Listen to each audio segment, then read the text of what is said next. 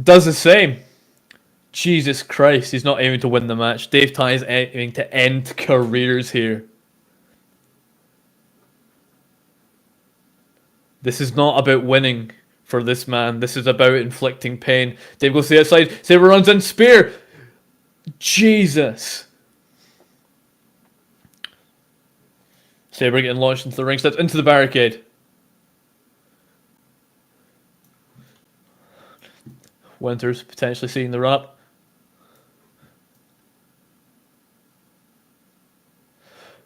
God damn, a beautiful backbreaker. Dave in the ring with John Winters. Lovely shoot fighting combo. Dave's rocked. He's out on his feet. Another shoot fighting combo. Dave goes down.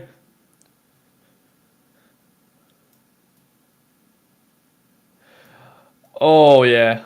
Lovely rolling through senton into the moonsault with the knees. Running shooting star. Will he capitalize? Goes for the cover. 2. And is broken up by Sabre, who runs in from the outside.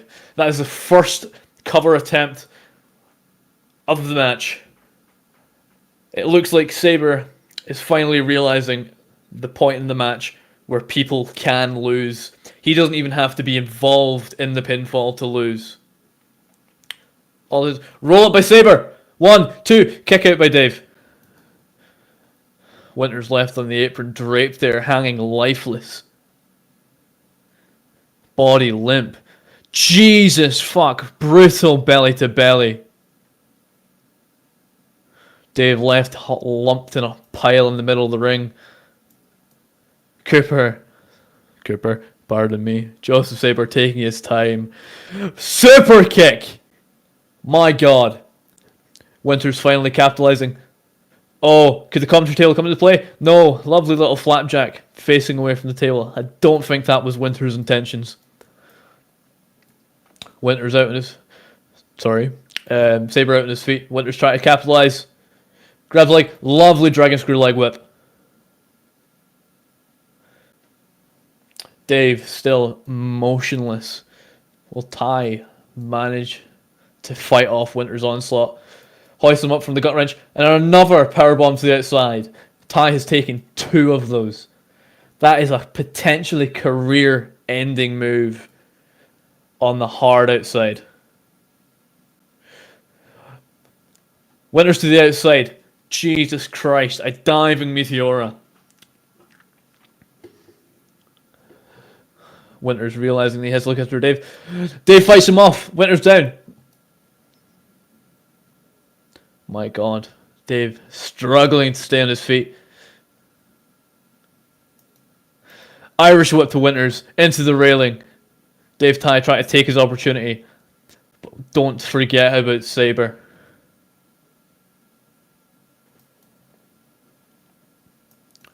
Sabre's to his feet. Dave's unknown. Dave's out on his feet with a running forearm. Sabre taking Winters away from him. Winters is thrown in the ring. Could this be Sabre?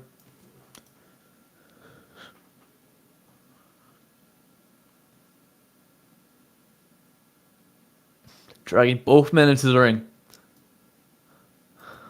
I don't think Sabre's going to win the match. Why bother with 2 men when you can get the cover on 1? This is no longer about winning. This is about showing off. This is supposed to be his masterclass. His French masterclass. Here in the XCWE arena at Devil's Revival on November 1st, 2020.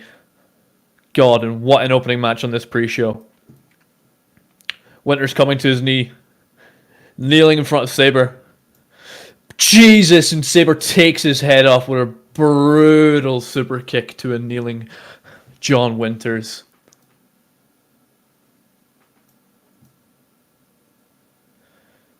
I think Sabre's letting his feelings get too ahead of him.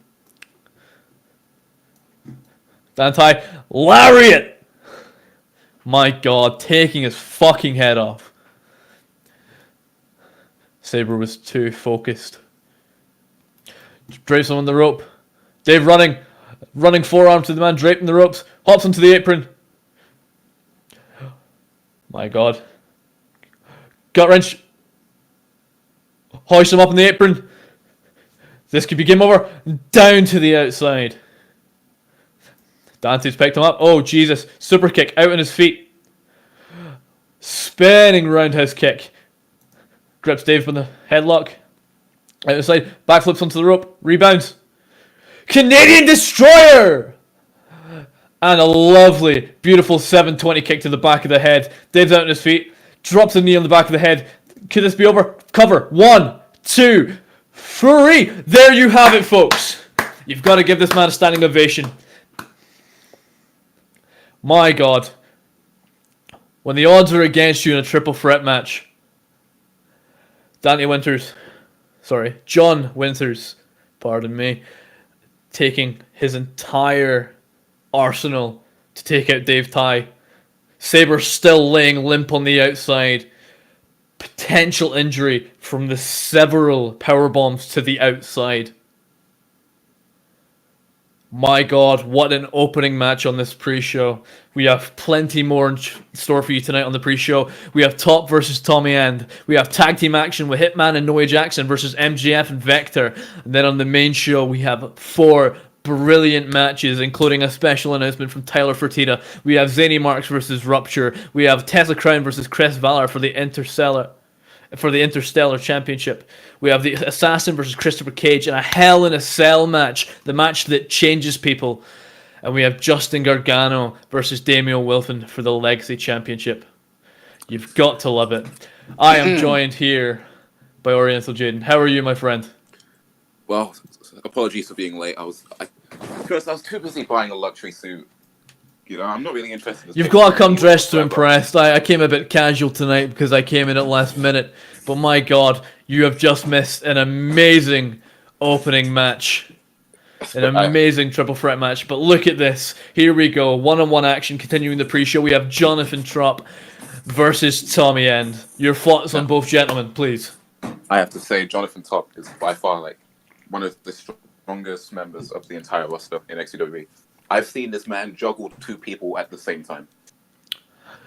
Well, pardon my French, but saying French is Sabre limps to the backstage. This man does look like one mean bastard. Look at the size of him. I mean, it was at Phase then, it was his match to lose to win the briefcase, and clearly he only lost that match because there were 7 other people in there. Well, that's it. Multi-man matches, the odds are against you.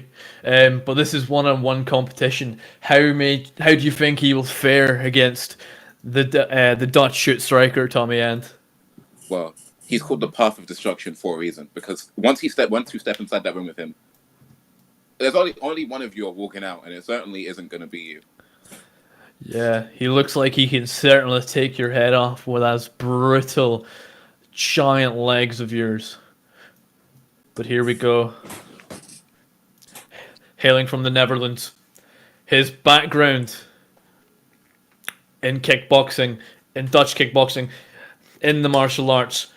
This could become a fucking shoot fight. This could become strike versus strike. It could come down to just beating the shit out of each other. We have no matter End. How big Jonathan Top is, I can see Tommy End kicking his leg, like cutting down the tree, as you say. Well, that's your tactic against bigger guys. The taller they are, the harder they fall. And my God, looking at the size of Jonathan Top, he has got a long way to fall. But never discount the history of legitimate combat for Tommy End. In a way, you could call it a David versus Goliath battle. My God, a brutal fucking lariat from Jonathan Top. We've already begun. He's on a pile driver straight in the corner, wasting no time. I don't think this is about winning. Every single match I've seen with Jonathan Top, he could pin people within one move, but he doesn't. He chooses to continue just meticulously destructing each part of their body. Inflicting as much punishment as possible. Brutal powerbomb into facebuster combination. Top just manhandling End. Irish whip. And moves out the way. Rebounds. Cutting different angles. And just one brutal backhand to Tommy End. Sends him into the corner. One big boot. Sitting against that turnbuckle. He's being manhandled. Fuck! Into the ring post. Draped on the apron. You see that shoulder almost looked out of the socket as it was draped on the apron. And one big boot to the arm. He could have dislocated Tommy End's arm there with that brutal big boot. Look at that, just mocking him. It's almost sadistic. The one problem with Jonathan Top is that he is deceptively athletic. Like, for a big guy, he can move with the best of them. Well, that's it. When you can move like a freight train, you can push all that weight behind all your strikes, your lariats, your clotheslines, your big boots. The entire weight of that man can be used against you. Crowd chanting, Jonathan's going to kill you. End reverses. My God, lovely little jawbreaker. Since top to his feet. Didn't think the one move would take him out like that. Clearly it caught off guard. Big power bomb. Jesus, a strength from Tommy End. I know, he lifted one big fucking bastard up there, but it was onto the steel steps. That's going against a big man's spine. Now, bigger men normally have issues with their spine and their joints, so that could be very detrimental. Beautiful Rana. Into his feet. But he can't win this match on the outside. Lovely little waist lock on the apron, thrown over the barricade. Now, this may not be smart from Tommy End, though, because as big as Jonathan Top is, he has to win this match inside the ring, correct? Well, that's it. Well, right for the barricade. Jesus. Into the metal frame, too. It wasn't for the padded side. That was just brutal. But yeah, you've got a big man to drag into that ring. And I don't think Tommy End, sure, he got him up for the power bomb, but Jesus, it could kill him. Shoot strikes. Try to drag him. Lovely little roundhouse kick to the jaw. Lovely little leg extension, especially to such a tall man. Oh, a leaping leg lariat. Beautiful. Putting those educated feet to good use. Obviously, Tommy End with the background. Jesus, a headlock through the turnbuckle. Because just any part of the body can be used to inflict damage, and we're seeing it right now. Well, that's it. What a sleep! Jesus, a spear. Diving Top to spear. Resting on his neck on the apron. The hardest part of the ring. As we know, that coast to coast Tommy End has been using to put people away. Could he pull it out right now? He's got to make sure he gets him in the ring, though. Oh, this guy. I think the most dangerous thing in wrestling right now is an imagination, because if somebody can imagine something to do to you, it's going to be something brutal. That's it. It's not just the ability of using your limbs that Tommy End has the experience with. It's using your surroundings, draping against the rope. Lovely high knee, lifting him back up, draping him in the corner. Could we see something big? Black mass already. Black mass. Jesus. No hesitation. Cover. But he grabs the ropes. Lovely little rope break, pulling himself in amongst the ropes. Top needs to distance himself now. Use those big arms to pull himself out and get away from End. Get some breathing time. I wasn't expecting to see a black mass so early, but it's just proof that it can hit from anywhere, anytime. Well, from the way the outside of the match started, I wasn't really expecting Black to get any offense in, as he was getting brutally massacred. Oh, jeez, what a Kamigoya knee straight to the jaw. Jesus, his head is draped in between the turnbuckle. Oh, Jesus! Look at him, he's draped on the buckle. On the exposed steel that holds the ropes together. My God. This is not a good position for anyone to be. Running distance. Potential running distance. Big boot to the neck. Off the turnbuckle. Look at him slumped in a heap. On the other side, running big boot. My God, Top just getting abused. A complete 180 to the start of the match. I think Tommy End has definitely got the better side of the stamina. But my God.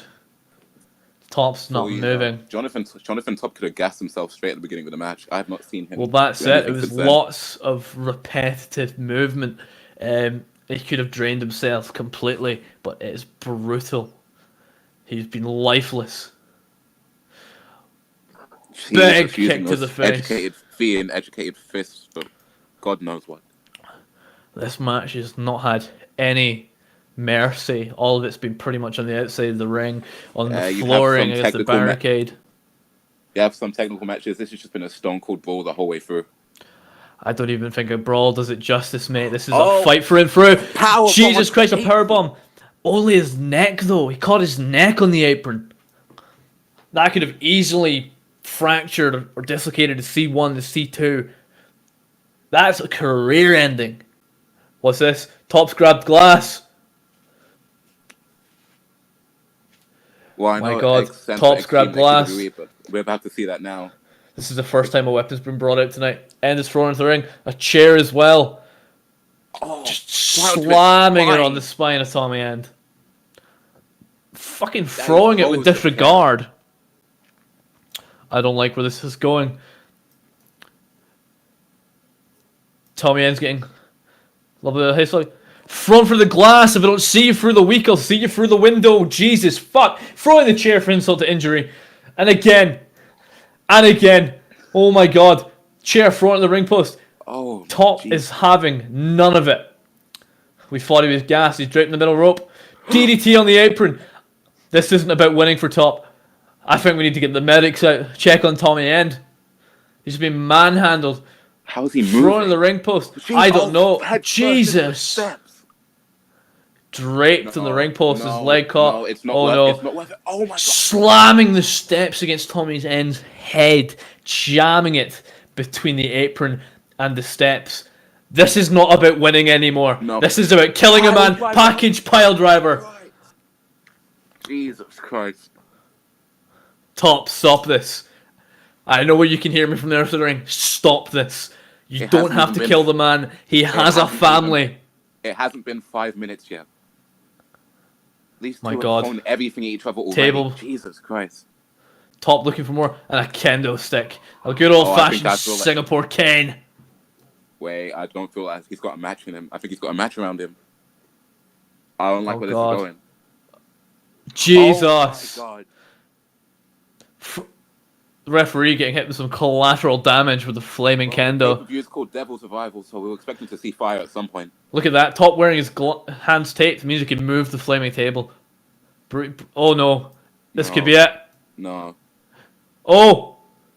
Top loses grip. Does it? Jesus! To the outside. Both men rolling us outside. No. Oh no. You see the barricade. Potential lawn dart. Right into the railing. How is End on his feet after all the punishment that was inflicted? End looking to finally settle this. Wants to throw all the flaming tables still in the ring. Surely he has to be moving on instinct right now. Well, that's it. All you can do as a wrestler when you're out cold on your feet is instinct. And the finest, only the finest, know how to use that to their advantage. There's flaming table about Tommy prep to the corner. Oh, I don't like this. This could go either way. Flame setting moving with reckless abandon, moving without thinking. Potential coast to coast. Game stuff happens, and I think here it comes. Top at the top. He used to beat the top at his feet. Discus lariat. Destruction. My God. Ends out cold. But for Top, this isn't about winning anymore. Jackknife pin. Roll up. I think it's over. Free. It's over. That's it. Beautiful little schoolboy roll up into the finish. A bit of the technical side of the... Well, I did but tell there you go. I did tell you how these matches usually end with Jonathan Top. He leaves behind a literal path of destruction, and we can see it right now. Look at that. The glass frame on the outside, the candlestick falling on the outside, the steps broken, a flaming table left in the corner. I can only dread what could have happened. The referee trying to assist Tommy End, being shooken off. I'm impressed that Tommy End can even make it to his feet. Oh, I spoke too soon. I think the pain's finally catching up to him. Well, it's when you're in a match, it's the adrenaline. The blood is pumping through your veins you're ready for anything, and the second it stops, it hits you like a brick wall or a Jonathan Top. And he's left that path of destruction. You'll love to see it. I mean, he's still hats off to Tommy End for putting himself through that at least. Both men, incredible performance, but you can't stop that path of destruction from Jonathan Top. But we are here, November 1st, Sunday night. This is the Devil's Revival Show, hosted by XCWE. We have one more match on the pre-show. Ladies and gentlemen, are you ready? We have tag team action. It is Hitman and Noah Jackson versus MJF and Vector. Tell me a little bit more about all four of these gentlemen. Well, Hitman and Noah Jackson, I don't know how their partnership began, but it's provided nothing but help for Noah Jackson. He's been able to win important matches with Hitman's help. I mean, it's sort of like the classic Diesel and Shawn Michaels relationship. But how they can work on the same page, I'm going to find out today. Well, that's it. You've got to have that trust in your partner. Trust develops a good... what's the word I'm looking for? It develops a good coherent unit. It means you can think about what the other person's doing without actually noticing them. It's like a well-oiled machine, gears that fit just perfectly. You want that machine, and a machine is what will take you to the higher heights in the tag division. But Noah Jackson and Matanza versus a man that claims he is better than you, Maxwell Jacob Friedman, joined by Wardlow. My God. Brutal tag matching. We've got some big men in this looking at Wardlow and Matanza. I mean, what do you think of those two giant men? We've just seen Jonathan Top. Big men can do big damage. I've seen Wardlow in action recently, and as a prospect, he's amazing. As somebody who takes part in animated wrestling, I do not want to go near him. I mean, why would you want to? But here we go. And teamwork is fun and good, but having a 7-foot tall black man on your side clearly does have a little bit of added help. Let's be real here. A little bit of added help. But speaking of size, Noah Jackson dwarfed by his tag team partner, Matanza. It almost looks like it's Noah Jackson's insurance policy. Which, for the past couple of weeks, it really has been.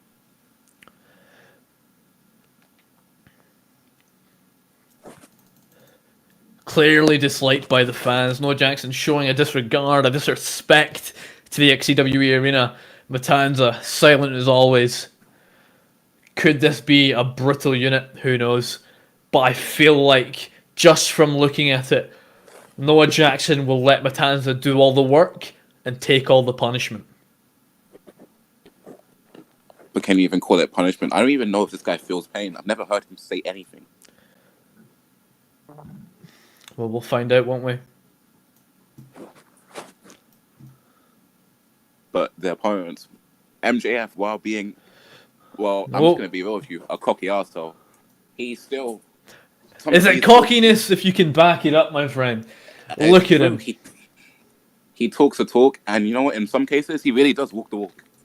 Look at this. Lovely Burberry scarf. Lovely, nice shirt and blazer. Freshly ironed trousers. And then you have the polar opposite.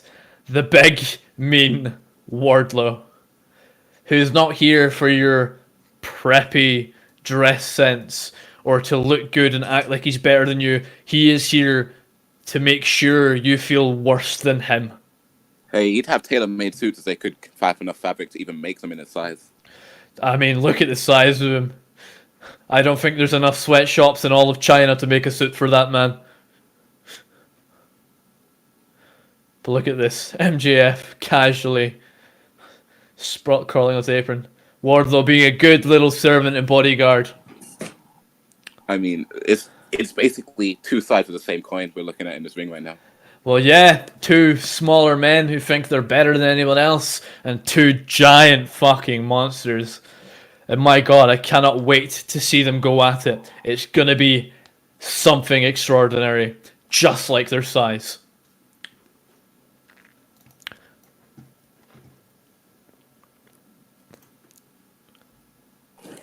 Just remember, later on tonight, before this match starts, we have 4 main card matches following this, as well as a special announcement from Tyler Fertitta and a Hell in a Cell match. Stay tuned. This tag match is going to be insane as well. We're waiting for the opening bell. I'm just worried to see these two. Once these two, they're starting with the two smaller men in the match right now. I'm surprised MJF isn't letting Wardlow do all the work. Just like I'm surprised Noah Jackson isn't letting Matanza do all the work. I'm waiting for one of them's going to run and tag. I'm waiting for Who's it. gonna break? Oh, Jesus. Oh. It's two spinning back fists. Wardlow's done. Oh. Couple of running forearms. Beautiful running knee. I wasn't expecting this. Both men extreme fight. Oh, Jesus. Wait, you've grabbed the wrong person there, MJF. I don't think you want to do that. Matanza just silently. Noah Jackson running to the outside. Getting out of the ring, trying to avoid more punishment from MJF. It's been a pretty back and forward start to the match. Both giants standing there silently. Gee, he's throwing him right into the steel. Have you noticed that? As much as these two gentlemen are on the outside, Matanza has set his sights. I think these two men. Lovely little chop block to the knee. That's it. Cutting off the speed of Noah Jackson very quickly. A good. Well, that's it. You can't move if you've got no legs underneath you.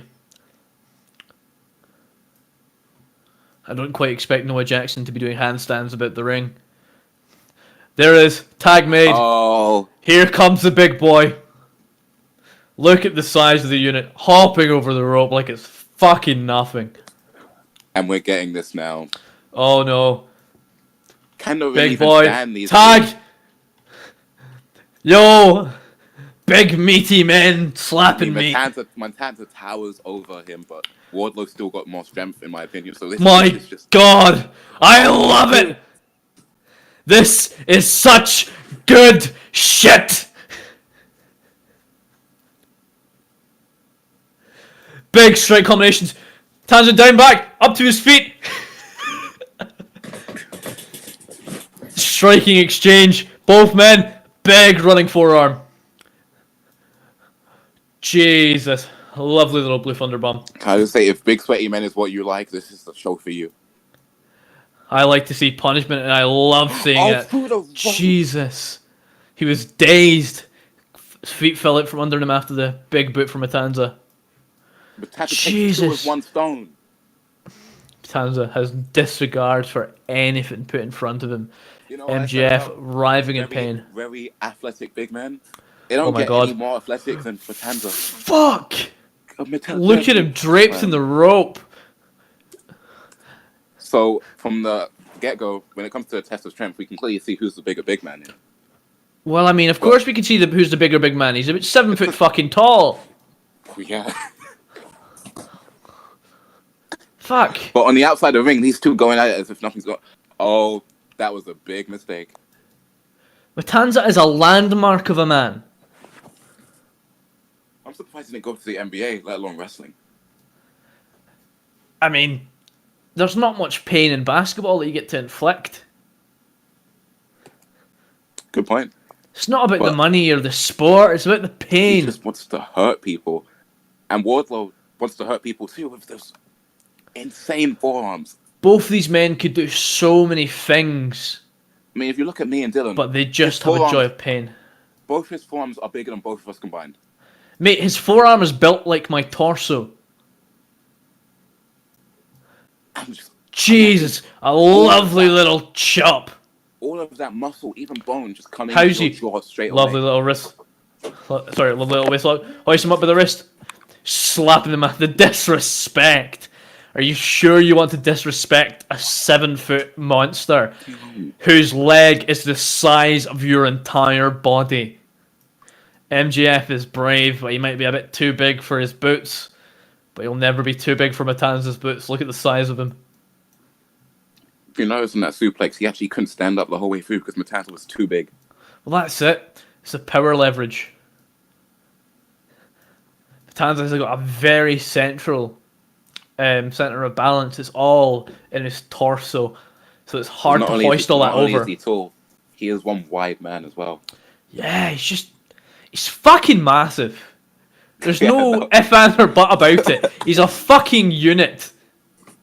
Tagging MJF. Are you sure that's a good idea? Stomping the face, gripping the wrists. He's gonna break his face. I mean, He's giving him what we call a Chelsea smile. nah, mate. I'm from the UK. A Chelsea smile is much worse. I don't see a credit card. But then again, MGF, he's a rich, posh boy. He's probably got about 9 of them. Irish whip to the corner. Rebounding instead. Tanzan moving out of the way. Lovely little wrist lock. MGF trying to keep the distance. How is his arms? Like, look at that. MGF's hands aren't even able to, like, wrap around his entire forearm. This was his fingers don't touch. I mean, not only is MJF a long ways away from home, as you can see, he's in the corner, but well, that's it. It's good tag team wrestling. It's great tag team wrestling. Cutting off the ring. What are you gonna do if you can't reach your tag team partner? Nice running calf kicks. There we go. Oh, Noah Jackson potentially making a mistake, throwing him to the same corner. A lovely little neck breaker, draping the legs in the ropes, taking out the speed from under MJF. MJF, a more technical wrestler of the two. Oh no. Oh, MJF quickly hops off him. MJF hopping over the shoulders. Noah Jackson on the turnbuckle. Goes for the spear. Oh. Both men to the outside. I don't know who got the better. I know, right off the post. I don't know who got the better of that exchange. MJF somehow on his feet. Wardlow, ring. MJF calling the shots. And, well, I think he's going to break him. Crouching down beside him. Oh, Jesus. That's expensive $40,000 ring of MJF. Pounding it against the face of Noah Jackson before bringing him onto the apron. Applied more punishment. Lovely little snap neck breaker. Right to the outside. Getting Jackson to the feet. Both men back in the ring.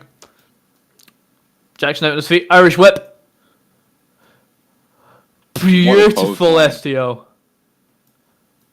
And now. You hear it. You hear the crowd. But you've got to remember, both of the men in the ring are arseholes. Who does the crowd support? I think they just want to see two big men fight, to be honest. Well, that's it. That's the whole appeal. Lovely little code breaker. Noah Jackson out on his feet. Who's going to make it to who first? Here we go. Bethman out on their feet. MJF on his back. Noah Jackson kneeling.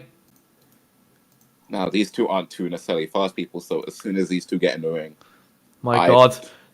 Could be two big men. Oh, no. MJF making a smart decision. MJF cutting off the ring. Oh. Noah Jackson breaks free. Big tag to Matanza. Noah Jackson draped to the outside. No. What a big move. Notice that MJF didn't make the tag. MJF in trouble. Oh, no. He's got him up. Here we spins go. him around. Right. He's going for a ride. Jesus. Beautiful Razor's Edge. Oh, no. Oh, no. Spins him around. Another potential Razor Edge. But MJF breaking up. Kicks him before he could do it. A low blow. Low blow. Cover. Matanza powering out. Not even at 1. Look at the fear in MJF. Oh. Lovely little front headlock. A low blow and he kicks out 1. I'm sorry, but this guy has balls of steel. Oh, no. MJF hoisted up. Brutal power slam. But you notice that he overhead pressed him. MJF, sure, he's a smaller man, but he's not a light dude. Look at that, he's holding him up like a toy. Wardlow getting in between the two. Look at the lifeless body of MJF.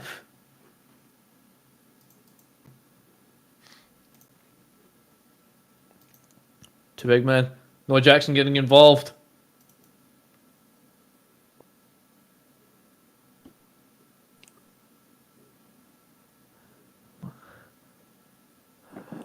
Jesus, lovely little stunner. Wait. Matanza's left with MJF. This is the one situation tag partners nobody are down. wants to find himself in. MJF from behind. Roll up. Roll up. Lovely little schoolboy. Kicks out at 2. Matanza in shock. I think MJF just made a bad mistake. Don't anger the big man. Wardlow making to his feet on the outside. Big running boot. Jesus. His head just became one with a turnbuckle there. Hoisting Wardlow over the top with a beautiful stalling suplex. Imagine stalling a man that size. Jeez. The strength is unbelievable. Times are taking his time. Replicated. Oh no. I don't see this going well for either man. Wardlow being thrown to the outside by Noah Jackson. He's laughing. MJF begging for his life. He's laughing. I'll pay you. But money doesn't matter. Weapon X. Weapon X. Jesus. Cover. 1, 2. There you have it, folks. In the war of the two big men. MJF is virtually non-existent. The move near enough turned him into dust.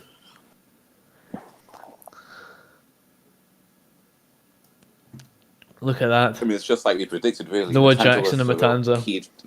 Matanza was the defining force that won them this match. Well, exactly. That was the team. That was the tactic that MJF and Wardlow should have had. Wardlow should have taken the offense, and MJF should have came in when he needed to allow the offense to continue. And a low blow. Low blow to Matanza. MJF trying to get the last word.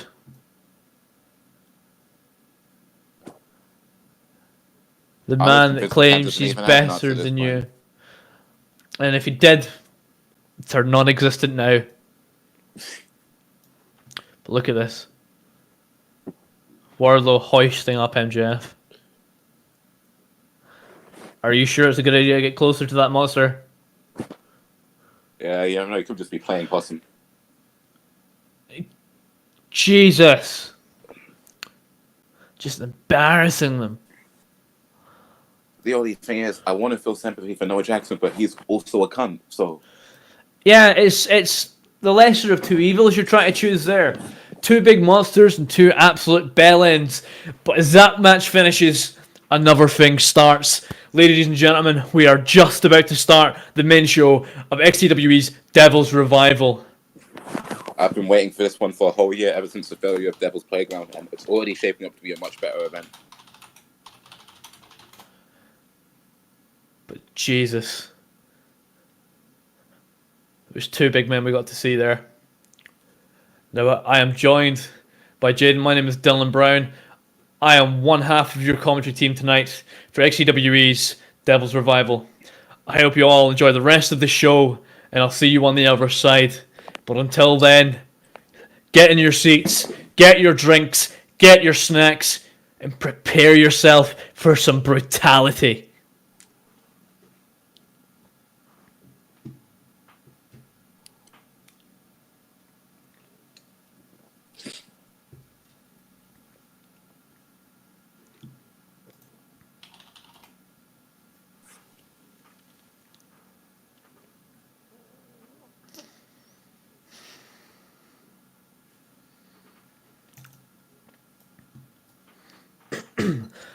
Ladies and gentlemen, welcome to the main show of XCWE's Devil's Revival, the second coming of the Devil's Playground event. I am joined by my co-host, Captain Charisma, Jayden. I am Dylan Brown, and coming up, we have got some spectacular news from one and only Tyler Fertitta. Jayden, what do you think of Tyler? Well, Tyler has got to be one of the most egotistical son of a bitches I've ever met in my life, but if anyone can back it up, it's him, and I also don't want him to break my jaw, so I'm going to pretend that he's got everything to say right now. Well, that's it. He's a man with a voice and he loves to use it, but I wonder what he will be telling us tonight. I'm scared because after he beat Connor Splint for the hardcore title, or whatever was left of the hardcore title, I have no idea what he's got to say now, but it could possibly shake XCWE to its core. But here you come.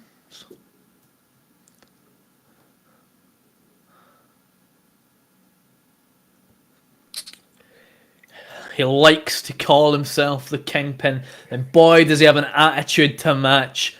He is Tyler Fertitta.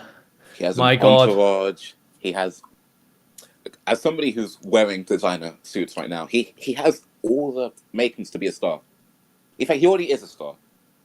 He's his own star. And that's all that matters in his world. But notice, no entourage tonight. He's coming out on his own, hyping himself up. And the crowd giving him everything because we've just seen two bastards go out in the ring. Well, he is the kingpin. Here we go. Here they come. Just everything about this guy. He is the most sniveling. He is just, I hate to say it, excuse my French, an absolute piece of shit. He's a piece of shit, but he's a fucking successful one at that, and you can't hate it.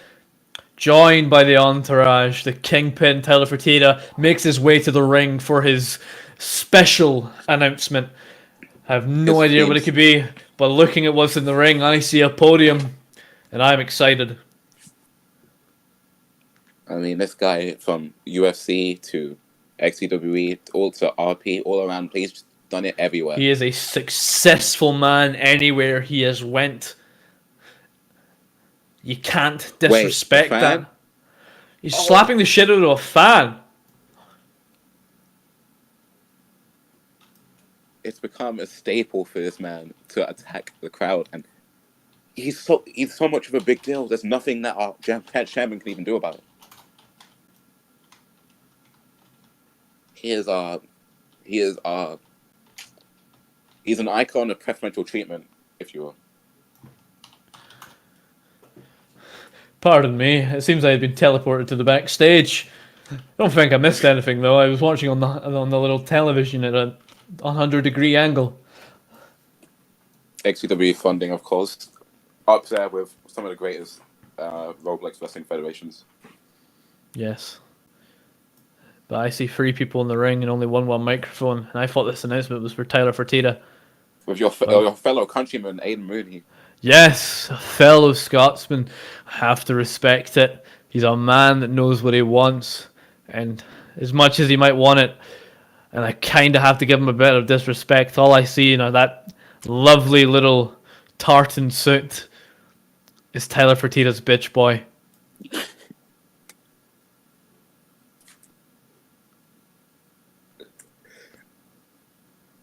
Look at this, disrespect the fans for not having money. These fans are the reason you're not poor.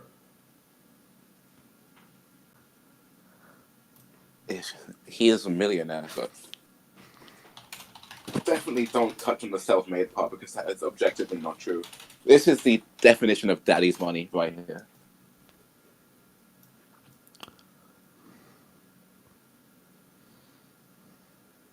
But look, Tyler waiting for his turn. The advocate.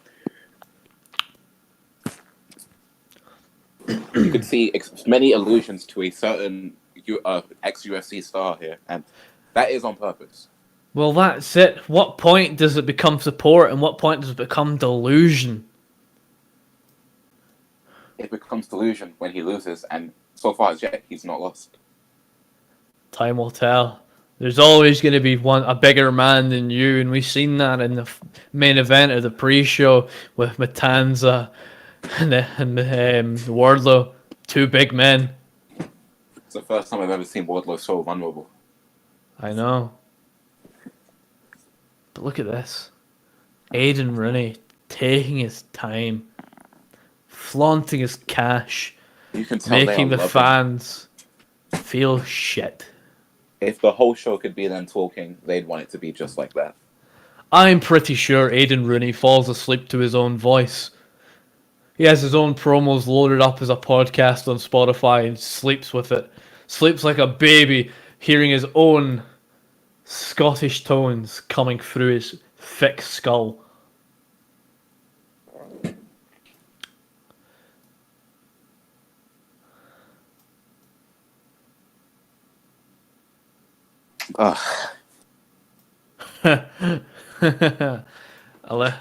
Shall I translate for you?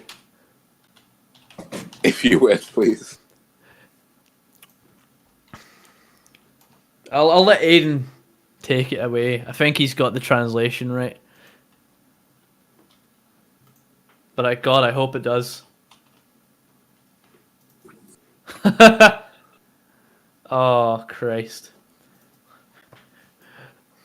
The championship doesn't make the man, in my opinion. The man makes the championship. But if you're going to downgrade that, then that's on you. Belts should come with prestige, regardless of what they're for. I mean, this guy's spitting all over XCWE history. Like, the hardcore title, that is a major title. That has one of the biggest lineages in all of XCWE. And he's spitting all over it by not even giving it the time of day.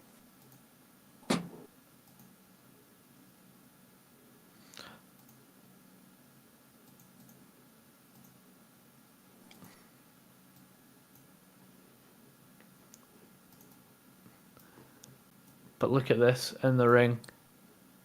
The World Heavyweight. He's renaming it He's the rebanned. XCWE World Heavyweight Championship. The disrespect. He's taking the extreme out of XCWE. The Kingpin. XCWE World Heavyweight Champion. But at what cost? Well, the cost of the hardcore title. The cost of ripping the identity that the first letter of XCWE stands for. Extreme.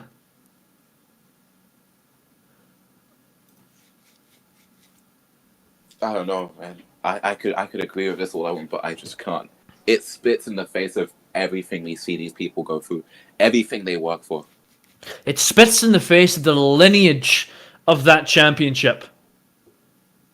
How are you just going to take the history of this company and bury it? It's disgusting. And look at this. He's handing the microphone back to his glorified bitch boy, the millionaire Aiden Rooney. Wait, what's this? oh my god. My god! It's Gilbert! Gilbert! Oh my god. Oh. Is he okay? Oh, yep, he's up. He's up, nope. Up, maybe. Yeah, okay. Gilbert! Gilbert being one with the fans. He's one with the fans. Debut. I don't think the Kingpin knows what he's quite confronting right now. I mean, if there's one man that can take down the Kingpin, it's got to be everyone's favorite Gilbert. But that's the thing, though. Aiden Rooney holding that new XCWE World Heavyweight Championship, the formerly known as XCWE Hardcore Championship. Current champion, the Kingpin title defeated, being... And Gilbert not looking at... He isn't looking at the Kingpin. He's looking at the planche. He's looking at that fine lady on the outside. Gilbert knows what he wants. I don't think he wants the title. Oh, wait. Never mind. He's changed his mind. Then again, I'm impressed that I think he's just snapped his neck. That hurt to watch. Jeez. Disregarding him. Throwing him to the outside.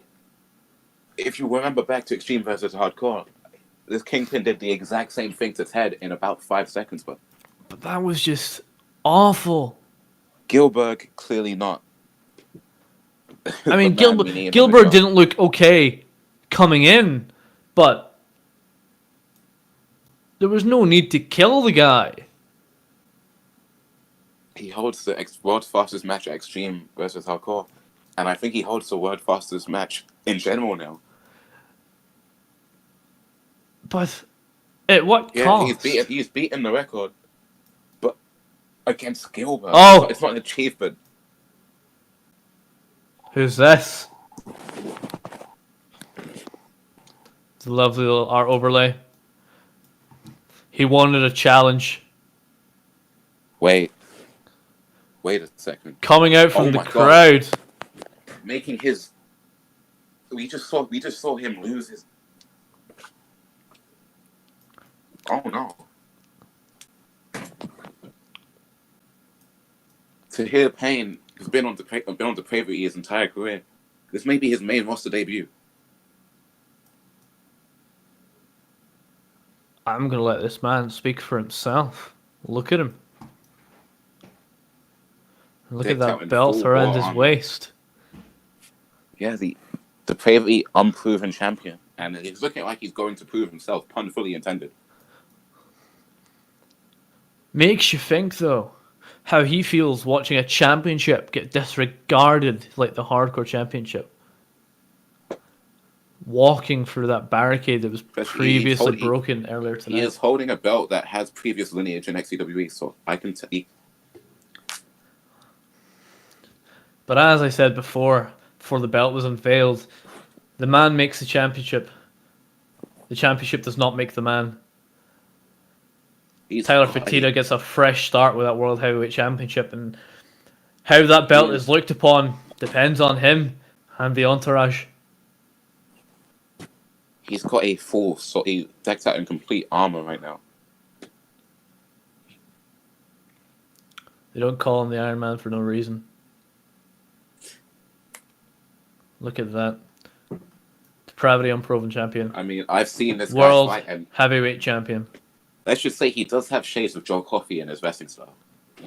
Well, you love to see it. Shades of another Scottish person. The Iron Man Joe Coffey. Big unit of a man.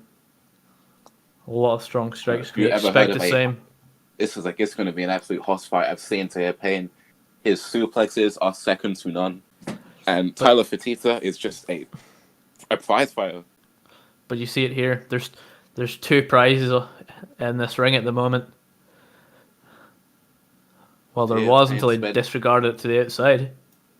Upwards of 3 months trying to prove that the Depravity was on the same level as the main roster, proving that his title had history behind it.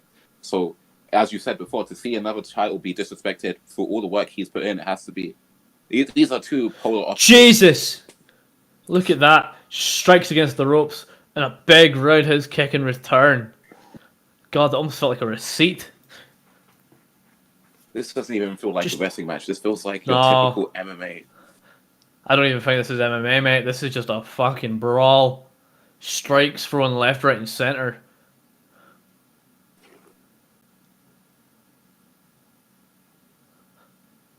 Fertitta, I like the car.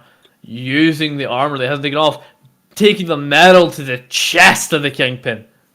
I mean, but look at that. Wearing it, Fertitta, so I guess it counts. Falling out. What a waistlock. like snap. Beautiful. Beautiful snap German. Look at that. You ain't shit.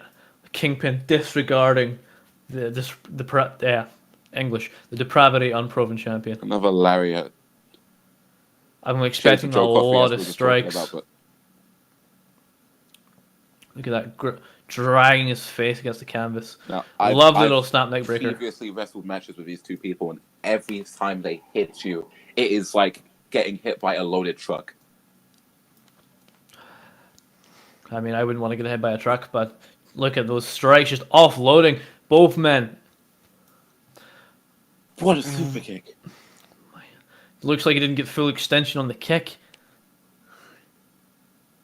His gut lower around thigh area, but it was enough to take him down. If I was Payne, I would not waste my time trying to talk to the Kingpin. Just finish the job. Lovely little Rough Rider. He said it himself. Cover. In his left ear. Kick it at 1. Well, yeah. But don't waste your time talking. That is energy that you could be using to take out someone such as the Kingpin. Hoist him up. He's going for it now. The Burning Hammer already. Potential Burning Hammer. Lovely little what a tough suplex. By the way.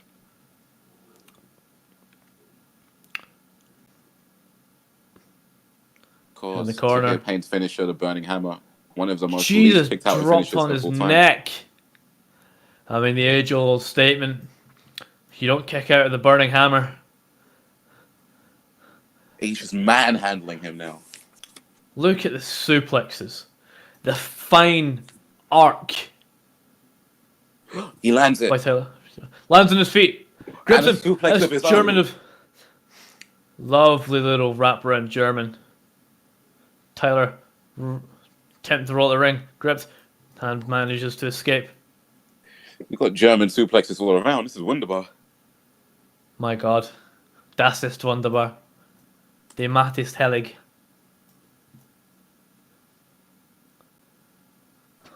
To hear Payne taking off his helmet now. The Kingpin trying to collect himself with the entourage. Helmet thrown to the outside. Fertitta dodges. Well, if he missed the helmet, I think he's going to throw another thing at him. That being his entire body. Jesus! Oh, he takes out Aiden Rooney. Well, that's it. Once you've got an entourage, you can use them as collateral.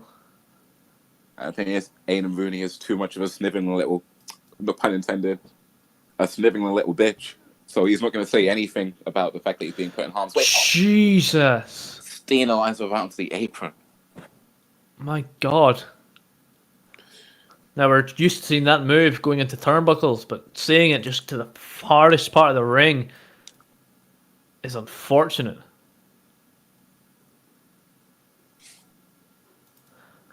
Both men just lying on the floor. Fertitta raised him to his feet. Just something about the impact. Look at Tahir Payne's body. He isn't moving. He's crumpled up. Speaking of not moving, Aiden Rooney's still out cold from that tope suicida. Now Tyler Fertitta going up top. You know what they say, High what risk. goes up Must come down. Tyler praying to the god. I didn't think a man like him would be religious. 6:30. I mean, he's not praying to God, he's praying to himself. Now, the problem with missing a move like that, when you hit an opponent during a 6:30, you roll off and it's a smooth connection, dropping straight on the ground. Joe Coffey with a big lariat. Cover. Rope break. Referee calls the rope break. But the problem with missing that 6:30 is the whiplash in your neck. That is 2 rotations from the top rope. So you hit the ground, you hit that solid canvas. You get the whiplash in your neck. You don't get to roll through quite as easily. It's just a big splat landing on an opponent. How big Tyler is. He is one muscular man. And that move was made by Jack Gut wrench. Evans with his small frame. Hops off. Oh, he gets it. Double leg drop kick. He got all of that. That was shades of Randy Orton. Perfect. Right on the dome. My God. Drop kick so beautiful it'd make Okada blush. Crawling up to the corner. And now he's going up to the top Now himself. he's taking his turn. It's a lot of armor coming down. Lovely little... Jesus. Continues to lie on him too. And if you look at Tyler's neck. It's wrenched the wrong way. His arms underneath him. Hell, if you took advantage of that, it could be a dislocated shoulder waiting to happen. We saw a Steenizer take out to his neck, but I don't even know how Tyler is going to be able to stand after that one. As you can see, Aiden Rooney's managed to make it to his feet, as we can hear him from the other side of the ring. Tyler able to get back to his feet, able to switch. Love the little double hand clap. Oh, helps him up. Oh, release suplex. Shades of peace. Beautiful. Beautiful little X-plex. This is technical wrestling. They've ditched the strikes. It's all about the holds. And we have a submission. We've got a lovely little cross face. The ref is distracted by Aiden Rooney. But lovely little bulldog choke. Can he make the Iron Man tap? Will Tahir Payne tap? Will his neck be snapped? Grips the arm. Lovely rolling armbar. Now this is the MMA side coming in. The joint manipulation by the Kingpin, Tyler Fertitta. He does have a black belt in Jiu-Jitsu. You'd love to see it. Tyler, you can see it. He's taking that head back. When you wrench your head back, it explodes. But look, instinctually, Tyler Fertitta raising his shoulder, rolling on the side. Pressed down by Tahir. Potential cover, kick out at 2 by the Kingpin. Remember, this is for the title. This is for that brand spanking new World He's become the first ever double champion of this current XCW run. But A imagine kick how off from Tyler embarrassing that could be for Tyler Fertitta. Look at me. I am the inaugural World Heavyweight Champion. I He'll am the lose it one straight with the away. money. I am the prize fighter. And then have no prize. What is a prize fighter without a prize to fight for? Lovely shoot strike combination. Both men taking damage. Both men on their feet. And we've gone full circle, starting with strikes, and it looks like this match is going to end with strikes. Oh, what a headbutt. He's not got the helmet on anymore. Right on the bridge of the nose, like exposed skin. Beautiful tornado DDT. Here, falling to the outside. That man is deceptively athletic, and there's so many different things he can do. He can manhandle Look at that. you. He can fly around you. Fertitta to the outside. Taking And now this direct is advantage. Things Oh, looking no. to get ugly. Fertitta gripping that top rope. I'm glad we're at this table. Climbing to the top. To your pain on the outside on that other announce table. We've seen many attempt this. The Lesnar. And he breaks his neck doing a shooting star press. Landed directly on his neck. He landed on his neck so hard he bounced. Like, look where I'm standing here. He bounced. I know. I wouldn't step too close to them, dude. Yeah, if I know my luck, I'd probably get hit with a move. So But look at this. Both men out cold. Fertitta not moving. He's not in a good spot either. He's on that table with a, pardon my Kurt Angle, broken freaking neck, and he. But look at the cockiness. I'm just like Kurt Angle. Even with a broken freaking neck, he's still gonna fight. That's some. Look at that. Tribute to Scott Steiner. And he's taken out by a lovely little bulldog. That table is still somehow not broken. Jesus, you're just launching him to the edge of the apron. We've seen a Tyler couple of Fertitta concussions tonight. draped in the corner. Hoisted to the top rope. See, wait, I know what he's going for here. This could be it. He's got the head. Jesus. Thanks a a bit. Falcon Fucking Arrow. Fertitta out. Cover. No, he's not gonna cover. He's gonna continue. My God. It's another Falcon Arrow. Falcon Arrow cover. Draping that leg. Legs over the shoulders. 2.9. My God. It was almost over right then and there.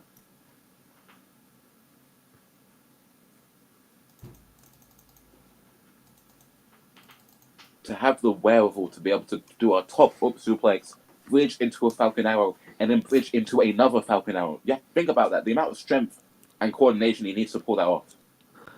Just the grip strength. He socks him in the face. There's not more he can do. He's thrown everything. Fertitta's at him. out on his feet.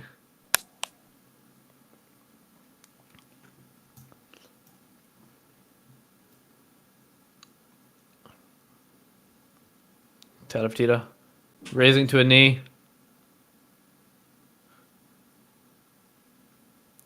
Debuting a new finisher. Beautiful last stand kick. But a quick shoot kick to the gut. That could have been Even game trying. over. Tyler Fertitta, the Kingpin, narrowly saving himself from a potential end to the match and an end of his reign on night one. Oh my God, what a brilliant opening match to Devil's Revival. Here live from the XCWE arena. Tyler Fertitta pulling himself up to the feet, crossing the ring, stalking his prey. Remember, this is to his Potential. first attempt at anything main roster related, and he's pushing Tyler Fertitta. Spinning back kick. 1, 2. And a kick up from Tyler Fertitta. My God. I thought it was over just then and there. Desperation purely on instinct. These two just throwing each thing out of nowhere now. You don't know when it's going to happen. All it takes is one. All it takes is Here one. it goes. Whether it's He's Tyler calling Fertitta. for it. Remember, no one kicks out of the burning hammer. Tyler Fertitta gets to his feet. Wait, what? To hear pain. Stalking. Hoist him up. Huh? Huh? Wait. What? What the hell? What It's the the mighty hell? don't kneel. No. No. Not like this. We've seen this. Not like this. You're supposed This- to be. The distraction from the mind you don't kneel. TMDK. Teleported, got him by the waist. Beautiful waist lock. Hoist him up. My God. Lumbar check followed by the rear naked choke. This is how he put away Connor Splint. And with Will nowhere to Tapir go, tap. Will Tapir tap. to the ring. Tears out cold. Tears out But cold. literally, X marks the spot because there's nowhere to go. He's out cold. He won't. He couldn't even tap. And Tita, he's just a kid. What are you doing? Tyler Batista clearly embarrassed that he was pushed to the edge by Setting an example. But that's not ignored. The two men outside the ring, who are they? What relation do they have to Tyler Batista? Oh, I'm so confused right now.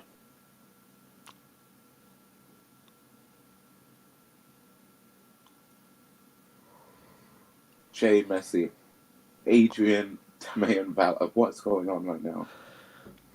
Is this the birth of a new super faction in XCWE? I don't know.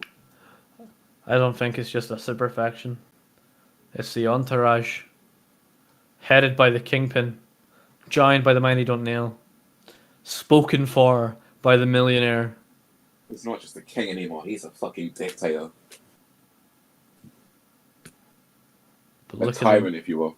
So, look at them just surrounding to here.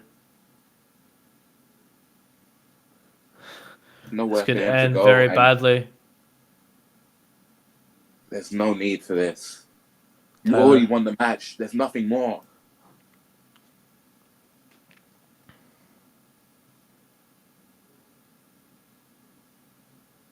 Oh. That wasn't a grab.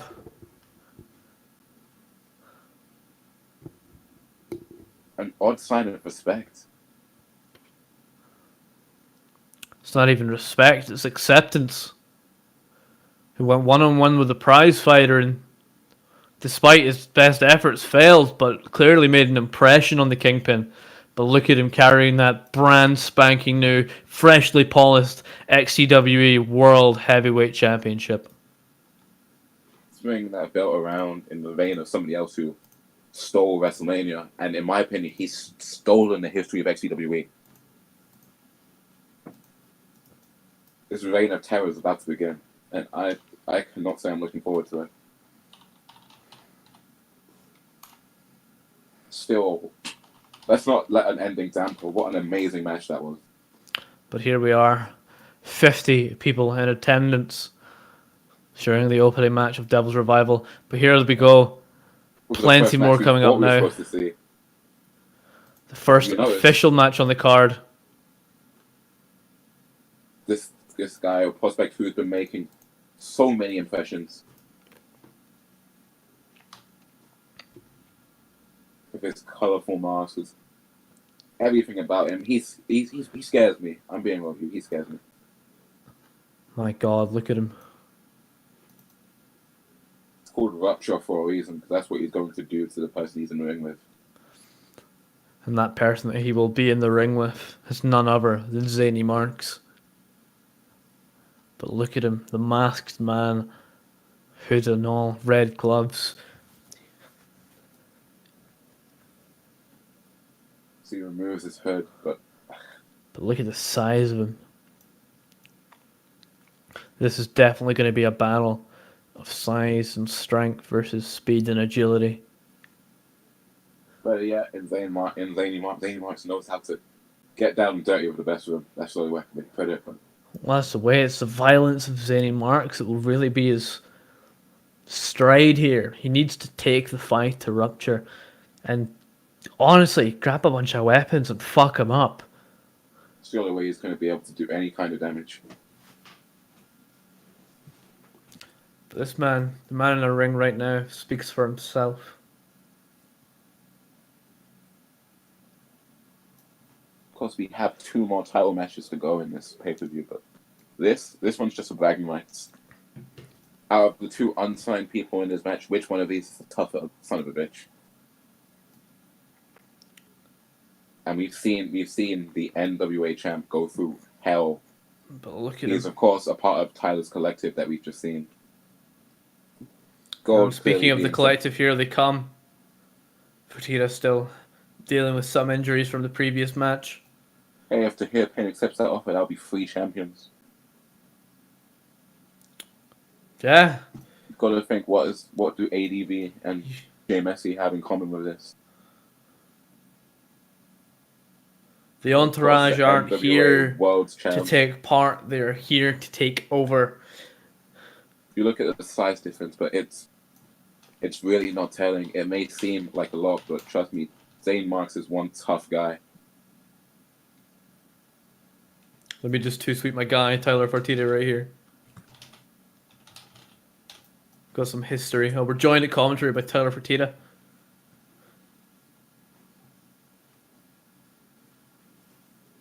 I believe we're actually going to have the pleasure of being joined by Tyler Fertitta.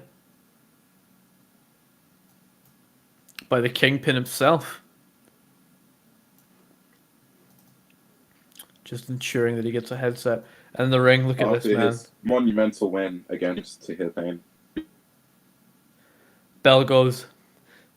David versus Goliath. Look at this. Look at the size difference. NWA champion going for some swift kicks. Ah, yeah, baby. Here we go. Zany Marks. That is my boy, ladies and gentlemen. The NWA champion, the best. Besides me, of course, because I'm the world champion at XCWE. Dylan Brown, my friend. How the hell are you doing tonight? I am very well, Tyler. How are you? I'm fucking fantastic, as you can tell. I'm sorry for my French folks, but I am the XCWE World Heavyweight Champion. Do you know what that means, Dylan? What does that mean? That means I am the absolute best wrestler in this company. Hi, I'm here too. Hey. No, I'm sorry, Jayden. I didn't mean to forget about you, but my best friend in the whole entire world, Dylan Brown, was here. I do have to ask you one question, Tyler. What are your thoughts on just disregarding the historic lineage of the Hardcore Championship and just leaving it to dust? Well, you see, I saw the Hardcore title as it's a stepping stone. It wasn't the Hardcore title. They gave me the interim Hardcore title. I am nobody's interim champion. I am not gonna hold on to a title that somebody, has and isn't here and isn't defending. So no, I'm gonna go on and I'm gonna make my own legacy because this is my legacy. This is my company. This is my XCWE. Speaking of legacies, our main event, fucking one of the must-see matches, the matches that we were waiting for that we never got to see last month, and we're finally getting it. Damian Morgan versus Justin Gargano, 2 amazing wrestlers.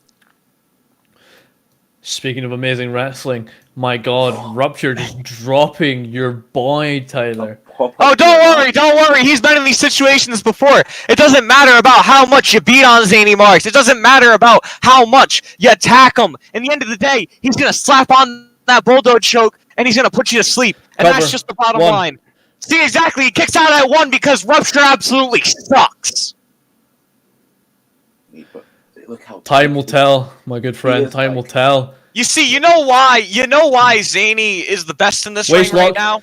Look at that. Look at that. You see, he's the greatest because he is the NWA heavyweight champion. Look at that. Lovely little Argentine backbreaker. Hoist into the turnbuckle. You can tell this man just understands wrestling. To be able to lift somebody of that size with little to no effort. Well, it's all about the technique. It's all about weight distribution. That is where it's look at key. His arms. It's not even the arm. It's all about your lower back, your legs, the ability to hoist that up. Dylan, I know I've got some pretty big arms, but I think Zany in that ring's got the largest arms and the greatest charm right now, if you know what I'm saying. My God, well, I hope you're right, because he's going to fucking need it against Rupture.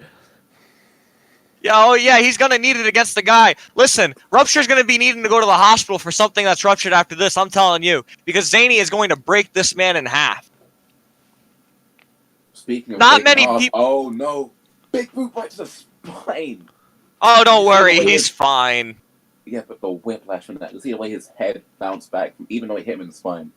Zany's already going to get CTE. We already know this, but we don't have to talk about that. I mean, listen. It's one thing we haven't come with the NFL. We don't talk about our CTE scans. Well, listen, the public Wait, doesn't you guys know are getting about scanned? Exactly. Exactly. Thank you, He Dylan. fixes Back in well. my day, we used to get concussed and then go back in the cage 2 weeks later. Rupture nightmare, looking to give Zany a nightmare. Something to pick. I'm sorry, but back. Ooh! Oh Jesus! We were speaking about CTEs. That's definitely going to be the cause of one because look at that. You want Back to in talk my- about CTE? Did you see what now Tahir did to me earlier? Going to the top. No. Nobody that big should be able I'm to sorry. fight. I've got to say this, but back in my day, we didn't call it CTE. We called it a headache, and we got on with our day. We popped an Advil and that was it.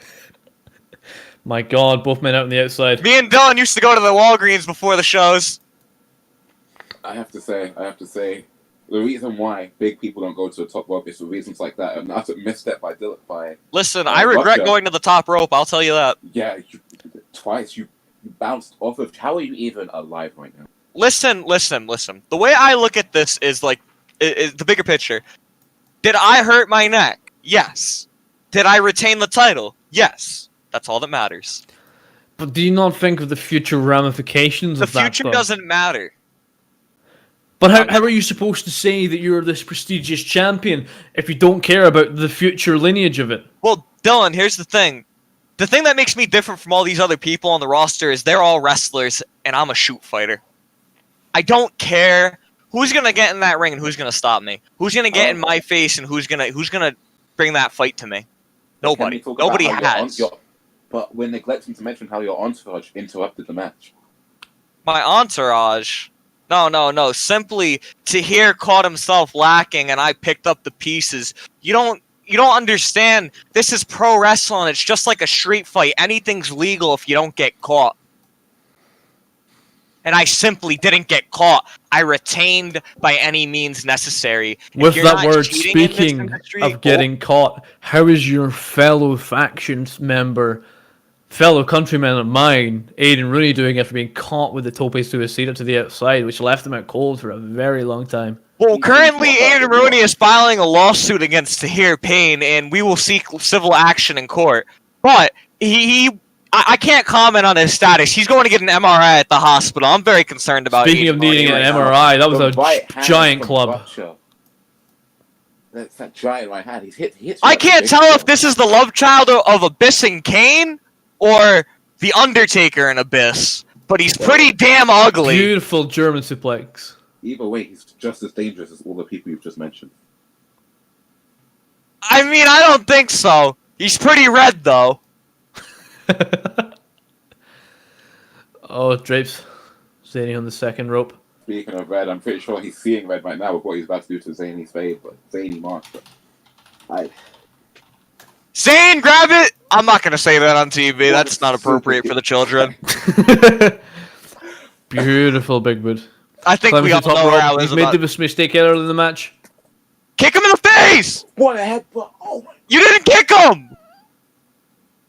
Well, we've spoken a lot about CTEs today, and if that isn't Cover. Zany kicks out. he zips out. And you can say what you want about who he's decided to align himself with, but all you have to agree is Zany Marks is one tough motherfucker. That is the baddest motherfucker in the ring right now! I mean, there's only two motherfuckers in the ring right now. Exactly, and he's the badder of the two. Understandable. Have a nice day. Thank you very much. You have a wonderful night, Dylan. But look So at Zany, this. Zany Marks is out on his feet. But honestly, He was out on his feet and he was out in the air. Never mind Listen. caught with a knee. I know this match is about Zayn, but can't you see how beautiful this title is, Dylan? Look at this. It's nicely polished. My God, I need to get a better look at this. Ah, Hold it up for me, little fella. I gotcha. I'm a little smaller than you, but it's okay. Look at Ah, that. beautiful. Look at that. This lovely is you side can't plates, you can't intricate tell me detail. that this isn't the most beautiful belt and extra. Twist his dick, Zayn! I'm sorry, the better part of me. Anyways, you can't tell me that this isn't one of the better belts in the company today. This is the listen. I don't know why Joaquin Phoenix is over here talking shit, but he's about to get mollywopped if security doesn't get him away from It me. looks like it was polished with the tears of all the fans of the hardcore title. I mean, I don't give a fuck about the fans, so that's okay. I hope it is the fans. Fuck them kids. Here we go. DDT on the apron. So these two in the ring just going at it repeatedly. Hold on, let me wrap this belt around my throat. And no, I'm not suicidal. I'm homicidal. I do feel like I must apologize to those watching in the comfort of their own homes for the potential eardrums breaking from the new XCWE World Heavyweight Champion Tyler Fertitta. Let me coming into correct the you. call. Let me correct you.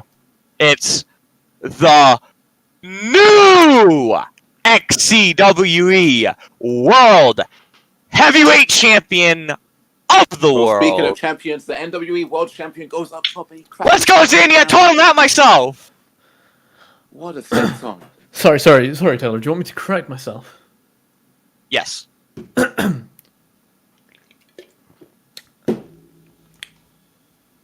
Oh, he's getting ready.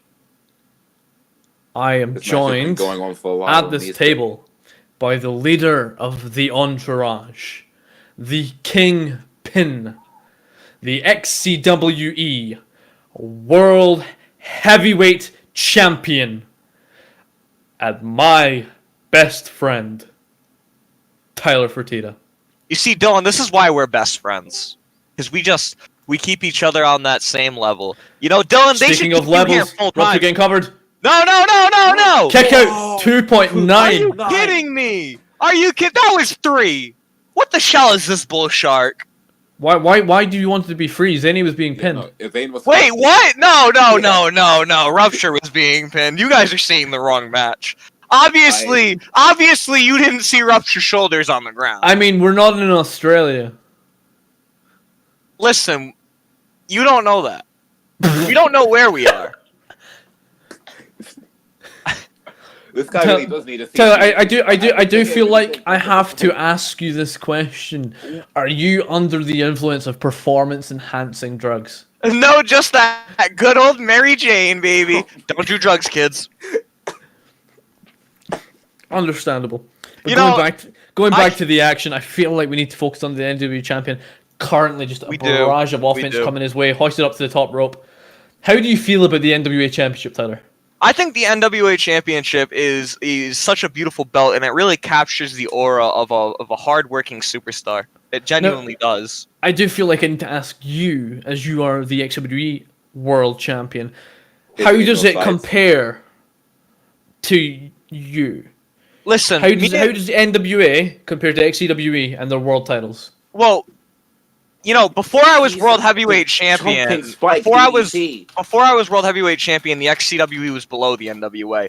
And as soon as I had that belt strapped around my waist, the XCWE became the best federation in the indies again, in the wrestling industry, whatever you want to call it.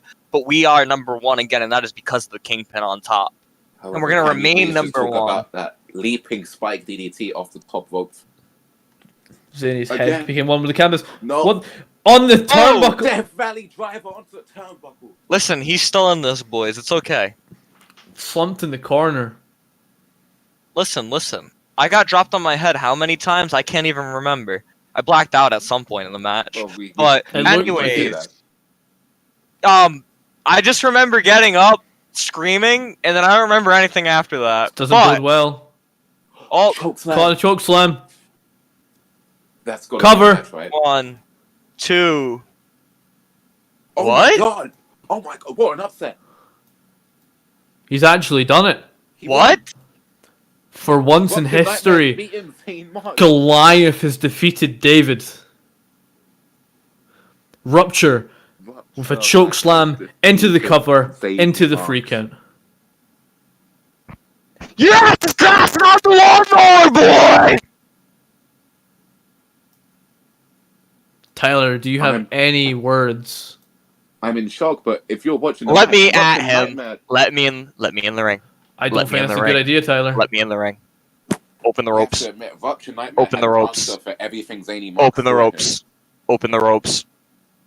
Open the ropes.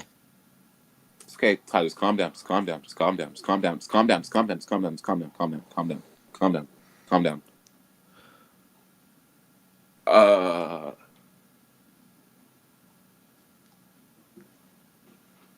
Rupture getting away before the entourage has their way. I think I'll definitely back away. I don't want to see where that ends. No, I'm not sure I'm not sure how this guy responds to his own teammates, or should I say members, losing. Like, there's positive reinforcement, but I feel like he's rolling through fear right now. Like, something about But seeing in the Tyler. same sense, it reinforces Tyler's statement about XCWE being on top. The NWA champion taking a loss just after Tyler taking the W and retaining the World Heavyweight Championship. Listen. I got one thing to say, and I just want to say this. If you're gonna wrestle in the top promotion in the entire world, you better learn to follow what you're told, because things like that cost you your career. And I'm just gonna leave it at that, buddy. But it's okay. It's okay. People make mistakes. People make mistakes. It's okay. It's okay. Well, Tyler, of course, having a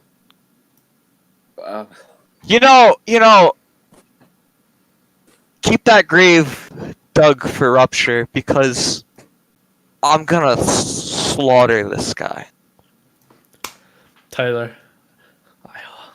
I wish you luck with that venture, but I Indeed. must say, don't undermine him. What is that? What is that 7 foot piece of? What is that 7 foot piece of crap?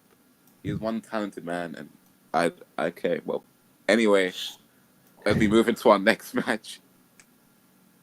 The former Interstellar champion, who lost her title at Summertime Magic in a scramble match. It wasn't even her that was pinned, so could this be her chance to regain what she believes is rightfully hers? We have the Interstellar Championship on the line. Tessa Crown, the In fact, former... the dirt sheets were saying that her rematch clause wasn't even valid for now, but she's here. Granted her rematch for the XCWE Interstellar Championship. Anyways, back to the weight cut, sponsored by Body Armor. Good night, guys. I love you. Thank you very much, Tyler Federa, for your kind words following your contest. However, And onwards and upwards with the rest of the card. Tessa Crown looping around the ring, hoping to reclaim and regain the Interstellar Championship.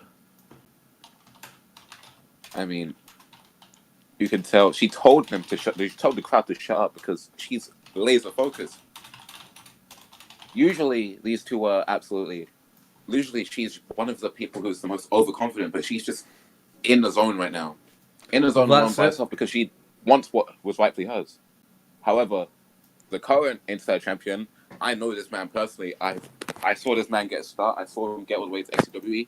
There is not a harder worker on the XCWE roster. There is not a nicer man on the XCWE roster. This guy deserves big things, and that is why he won the title. Chris Valor is your Interstellar champion, and here he comes.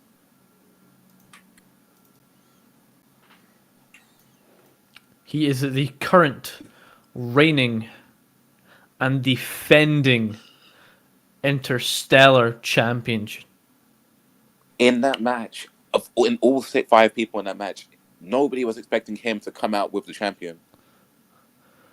Come out as the champion, but he did it anyway. Against all odds, he did it anyway, and I don't care if he's seen as a lesser opponent right now. I still believe he's going to retain the title. Well, it's all in his sights. It's time for the artist to paint a picture of his future.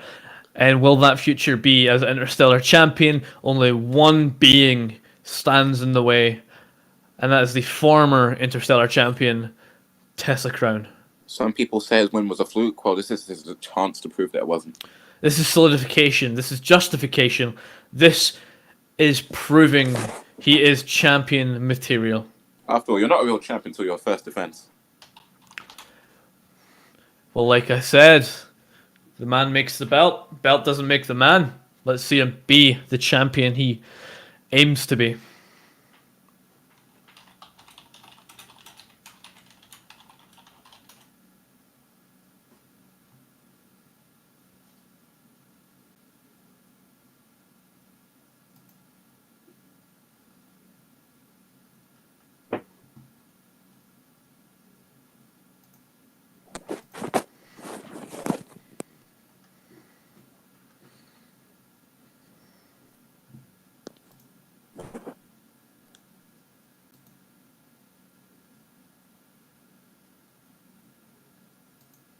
I mean, just in general, when you put it into perspective, like his title, and you can put it on the same pedestal as iconic moments in wrestling history with the boyhood dream, like HBK, like seeing Chris Valor climb to the top of his first ever seeing Chris Valor win at his first ever XCWE main card like appearance. It was it was proof to everyone that no matter what you are in XCWE, like you don't need the connections. You can just earn your way to the top.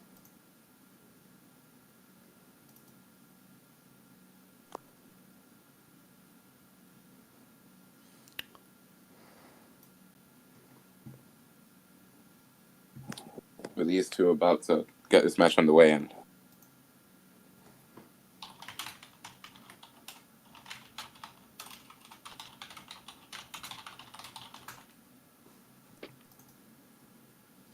Look at Tessa this. Crown not taking Chris Valor serious, and Chris Fowler in not my taking opinion, Tessa this could be the Crown too biggest serious. mistake. The disrespect. I've seen these two had a match before the title before, and it's really telling how different this is. Tessa now on the opposite side.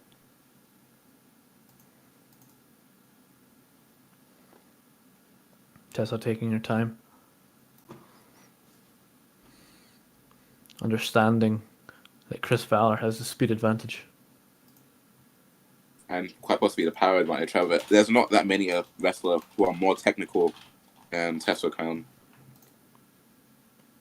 And we see that right now as they start to look up.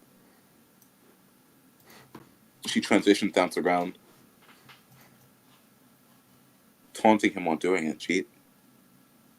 However, this sense of grandeur that Tessa Crown has, it's like, let's not remember, she is not the champion. She is clearly the contender right now, so she still needs to come at this with the same sort of mindset a challenger should have.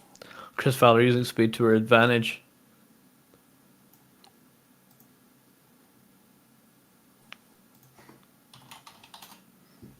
Chris Valor, for this, it's really just about people accepting that he is the champion, because some people have yet to do that still. With a quick knee to the jaw, followed by leg DDT, working multiple body parts at once. And to the other leg as well. Chris Fowler taking control. Oh, stunned. Beautiful kicks to the ribs. Strikes to the face. Turns him around. He's facing the ropes. This could... Springs up on the ropes. Bad time to taunt. Very bad time to taunt. Oh, drops down. Oh, Caught in a German. German suplex. Jesus. That could be a broken neck. Kick out at 2. The impact. The Crown's still in the match. The way her neck snapped against the mat. The problem with Snap German is not just about the impact, it's the whiplash of being thrown through the air at such velocity. Hoisted up. Couldn't even brace herself for impact. She never saw it coming. Slips out the grip. This can only Hits the corner. Rebounds. Oh. Roll up. Quick 2 Kick out of 1.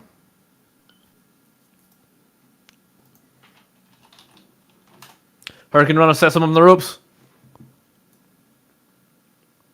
Rebounds. Beautiful running knee. Into a roll up.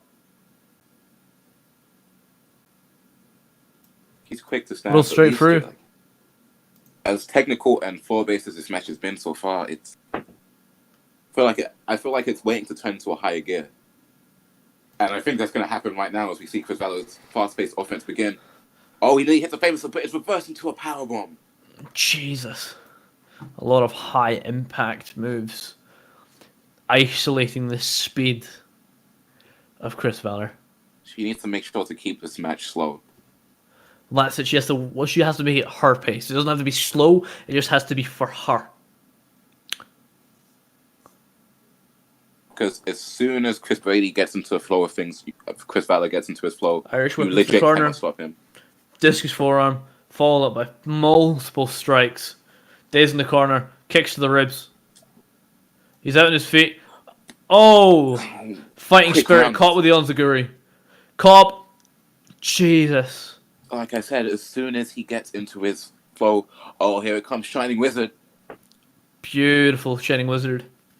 Once Chris Valor gets into it, oh my God, he's got a knee bar. Into a knee bar. Shades of Noam Dar right now here. Another Scottish veteran, but Shades of the Supernova 11. Beautiful knee bar. Now Chris Valor wants to do his bridge back, really wrench on that knee. Potential there to kick her in the face while he's at it. and this is good from Chris Valor because you can see it. We've seen it from the strikes that Tessa. Looks like Tessa Crown was hearing me, attempting to kick his head. If you cut off her legs, just like, and when it comes to throwing a punch, like just you need to get base from all around your body, and if you can't even barely stand, a good punch has your body weight thrown into it. If you have nothing to push off of, your weakness is showing. however, she traps him in the rope, Jesus, choking him. Hops in, grabs his neck, into wrestle, Rainmaker. Into the side headlock, waist lock, wrist lock. Now she just needs to grind him down again. Just wearing him out with the chains of holes. Beautiful rolling armbar. As you can see, Chris Valor trying to grab his other arm to delay the hyperextension, but he's not able to reach. My God. Submissions galore we had. But roll up. Kick out at 2. Almost dead. Shades of Tessa Crown's match against Savannah Scaler right there. But beautiful super kick. Into the waist. Snap German. Shades of Adam Cole and suddenly. Pardon the pun, but that was straight on Tessa's crown.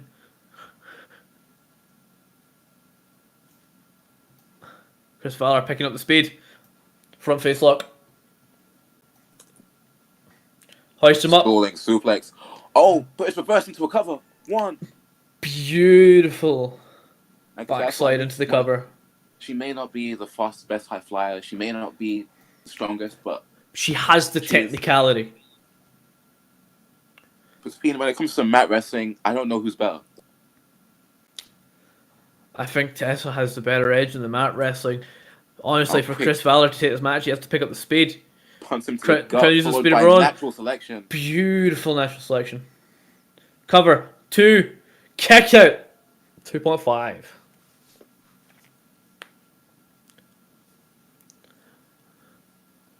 This is beautiful.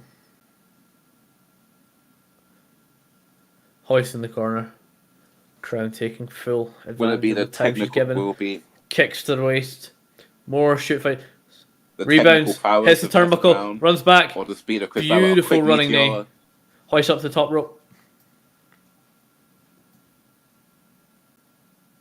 Rebounds again. Climbs. But a blockbuster off the top rope. Beautiful. Shades of Dustin right there. Both wrestlers completely out on the ground. Feeling the effects of that drop from the top rope. And now, Chris Valor needs to create separation. If he can create separation and finally get into his own flow, I don't see this match going her way. And Chris Valor needs to pick up the pace. That's all he needs. He has the speed advantage. He has the agility advantage. If he stays grounded, he will not fare well against the former champion. Over the 10 count, if they both get counted out, Chris Valor retains, but I don't think he wants that, and I don't think any of the fans want that. Tess onto the apron, both. Dazed out. We've seen many things happen on the apron. Nothing bad could happen. Oh, quick kick to the gut. Stunning Chris Valor. Oh, this is not going to end well. Oh no. Tessa back in the ring. She's going for the tea party to the outside of the ring. Tea party. This could end badly. The rolling. No, but he reverses. Back body drop. She lands on her She feet. lands on her feet. Oh, grips head. Grips legs. Oh no. Into Powerbomb straight into the railing. Straight into the barricade. And just the wherewithal to land on her feet despite being in a situation where she didn't know what was going to happen. Such spatial ring awareness. awareness right now. That's experience. Kick to the guts. We're up to a 6 count. This Crown climbs to the top rope. with the Balor on the moonsault she's apron. known for, I don't know what she's going to go for. She is known for that top rope moon. If she does this onto the apron, I don't like where this is going. oh, Caught. Super kick! Super kick. Sends her down to the ground. First the impact from the kick, then the impact from the ground. I mean, we were just talking about ring awareness. There was a perfect example from Chris Balor. Pure instinct. But now both outside the ring, and both clearly exhausted. This is solid proof that a match doesn't need to be fast for it to be impressive.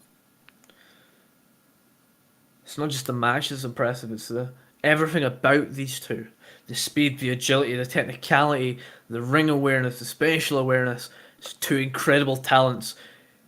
This is a prime example of what you can expect from Friday nights in depravity. Well, that's it. It's the Interstellar Championship on the line. It may be the third division, but that does not mean anything. Clearly, you can see the quality showing through. No. But Hurricane Rana spikes him onto his head. He's out cold. Cover. Could this be the end of his short-lived reign? Kick out at 2. Kick out at 2. And now, if you're Tessa Crown, you might need to start to get desperate. She hasn't hit the tea party yet, but still. Some more shoot kicks. Irish whip reversed into the turnbuckle. Valor taking advantage. Running knee. Gripping the hair. And now, as you can see, the speed of the match starting to raise. Irish whip. Oh! Octopus hold. Black Widow. He gets to the ropes though, but he never saw it coming. He's not quite made it yet.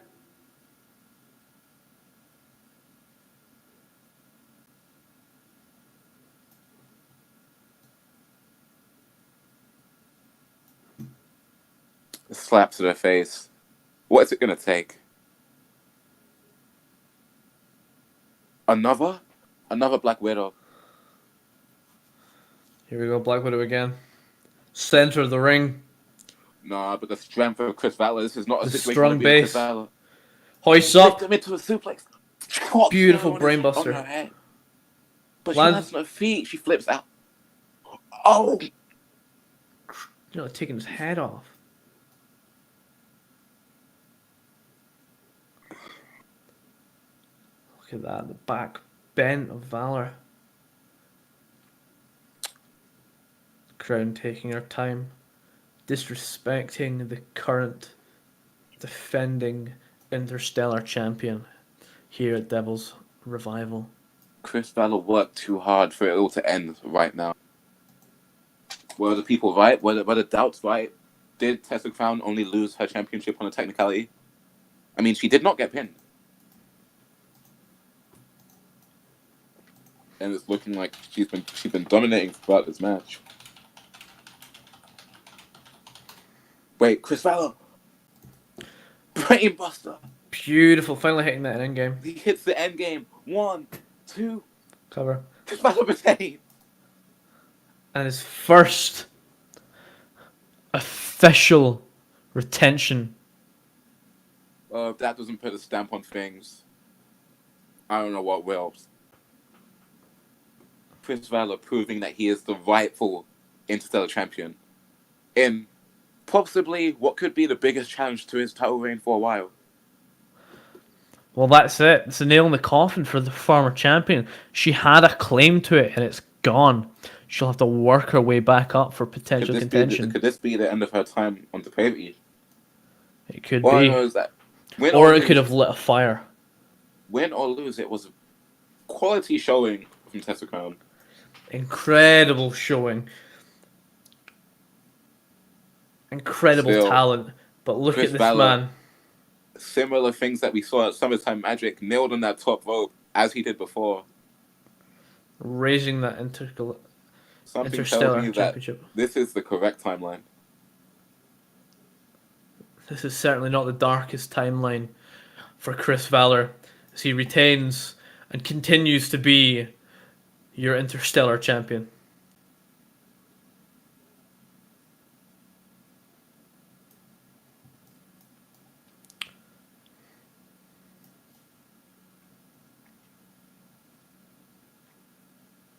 Tessa Crown Just on finally coming to her feet.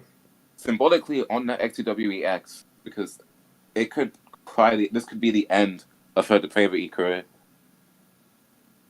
I mean, either way, what a career it was. 3 amazing matches, 3 amazing title defenses.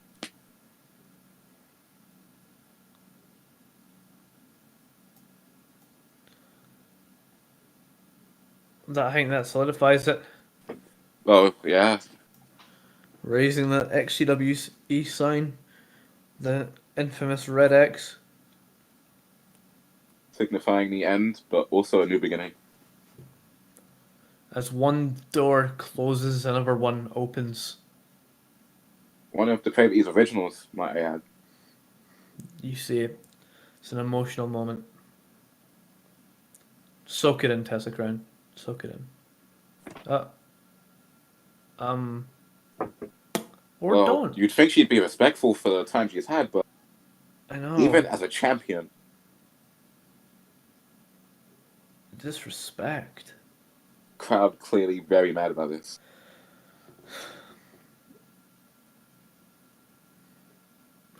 She brought the crowd on her side with a match and shoved them back off again due to the attitude. Tessa Crown unsuccessful in reclaiming her Interstellar That was a Championship. great match, but Dylan, you know what's up next. Oh no. The match that changes lives. I've The been brutal in one structure. Hell in a Cell match, and it left me with irreplaceable damage. Ladies and gentlemen, coming up next, inside the structure made from Satan himself, the Hell in a Cell. And what better place to do this than in Devil's Revival, where we're bringing back the Hell in a Cell in. We have the These Assassin and Christopher Cage. Some Your people thoughts? say the Assassin is the second coming of Christopher Cage, but Christopher Cage isn't ready to give up that title just now. And this is, I don't know how to even convey this. The King of Depravity champion. He's been through a lot. He's been through a turbulent time. He's won some. He's lost some. He came out stronger, and now he's looking to exercise his final demon. Looking to exercise the comparisons to Christopher Cage if he can win this match. Christopher Cage, of course, an XCWE legend, founder of the XCWE faction Chaos, but this is literally the old versus the new. A passing of the torch, and what better It's the place to old do guard it versus the new guard. than in Hell in a Cell.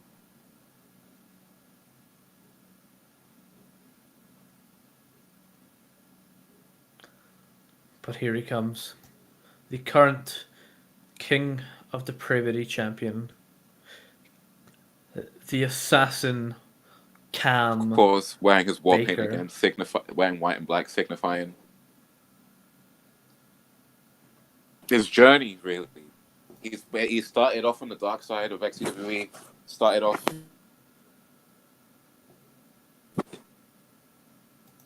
with the Authority, took some time off, came back stronger than ever, came back lighter, and won back his title. And he's going to need to use all the experience he's gained over that time to beat Christopher Cage, who is an XCWE icon. He's your cover star for the edition of this game. You can talk about experience all you want, but nothing, even being in this match before, prepares you for it. It's Hell in a Cell. It changes people, it changes lives, it causes damage that will never be fixed. Neither of these men will be able to walk out of this structure, this However, brutal piece of metal, the same, even if they can walk out at all. you could call this man XCWE's most accomplished champion. And you could make an honest case for that.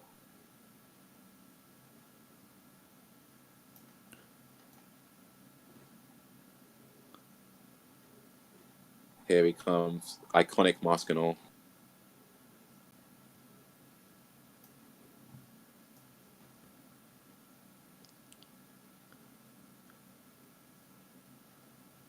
Here comes. Here he comes. It's been a long time since we last saw Christopher Cage in his element. The demon.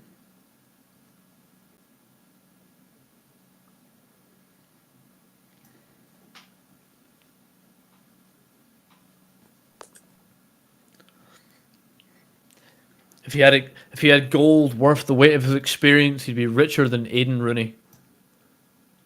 This man is the epitome of XCWE. It's everything XCWE stands for. The attitude, just everything. Some people say he's edgy. Some people say he's eccentric. But Christopher Cage, for all intents and purposes, is XCWE.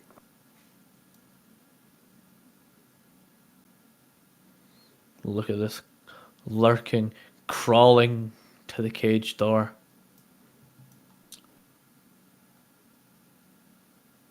Christopher Cage looking at Cam Baker is almost like looking in a mirror of the past.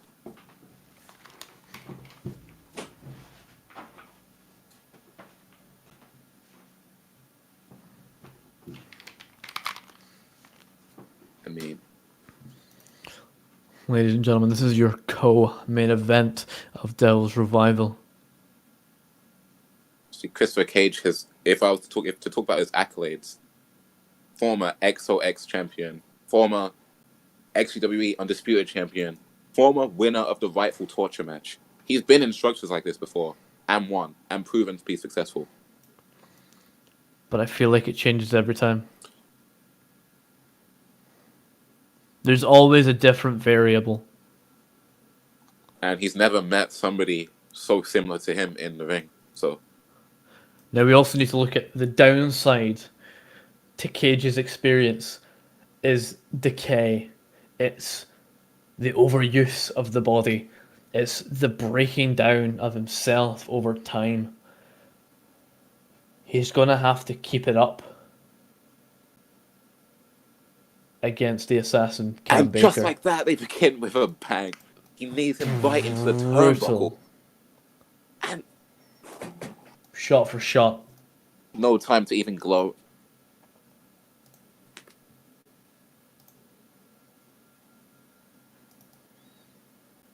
This match, one of XCWE's biggest dreams. Brutal powerbomb. When Christopher Cage first left XCW, never thought we were ever going to see this. And we're getting it too right now. And Devil's Revival, but Look at this. these two are... Standing on the arm, gripping his hair. This match could potentially get extremely, extremely brutal. You just hear the disrespect to the new age. The younger of the two.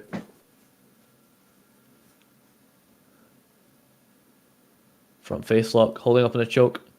Forcing down at the Choking him. canvas. This is out of hate. This structure brings out the worst in people. Continuing to choke Cam Baker. Double-handed choke Throws slam him to the out the ring outside. with that as well. Cam Baker looks like he's seen a ghost. And for all intents and purposes, he has. This is Cam Baker's, I want to say, inspiration. There are wrestlers on the XCWE roster who have modeled themselves after Christopher Cage. People who are near world champs on the main roster who modeled themselves to be like Christopher Cage. So you are essentially watching XCW past, XCW present, and XCW's future in one guy. But Cam Baker taking it to Christopher Cage. He doesn't even seem to be remotely scared about the aura behind this man. No.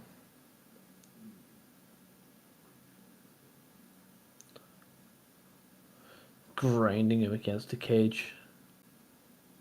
And a spear right into the solid steel.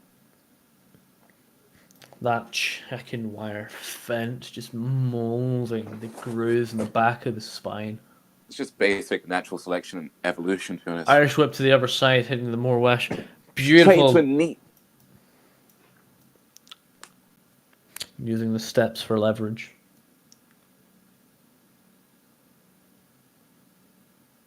I mean, look at these two. Like, if anything, Christopher Cage, well, the assassin is just the new era version of Christopher Cage.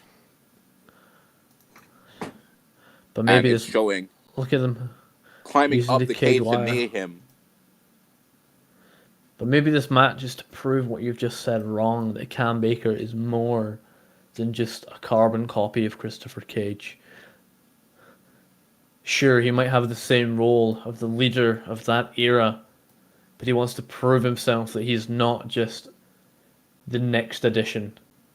I think even though this match isn't for a title, Cam Baker needs to win this match more than anything. To finally edge out his own. Cam Baker on his knees. Oh, but Brutal big boot. knees him down, knees him to the face. Jesus. So you can see Christopher Cage has been improving in his own right as well. Well, the old saying goes, every day's a school day. Cam Baker into the ropes. Brutal. Turned him inside out with that lariat. This match has already been going on for a short while, and you can already see the brutality setting in. Count throwing Cam to the They outside. go out to the side of the ring again.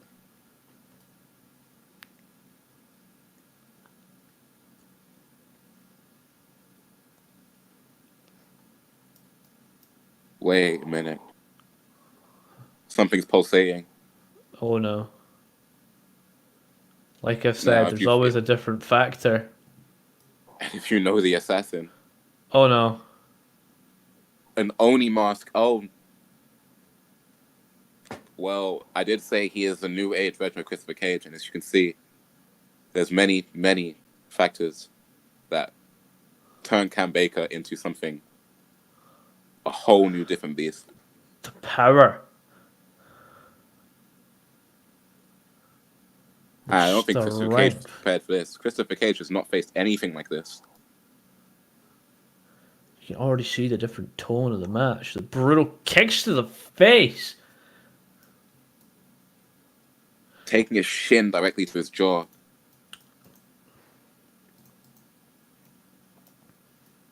Days. However, Wrist Christopher lock. Cage Front face lock. is tough in his own right.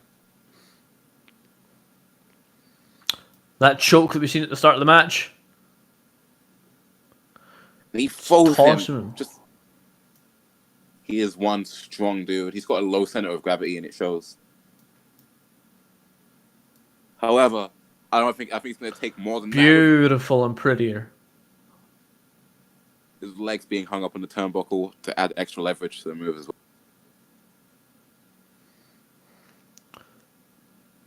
With the change, the assassin is just taking full Going up to the top advantage. rope. Oh, he ducks real quick. That's the experience coming to play right there. It's just the awareness, the wherewithal.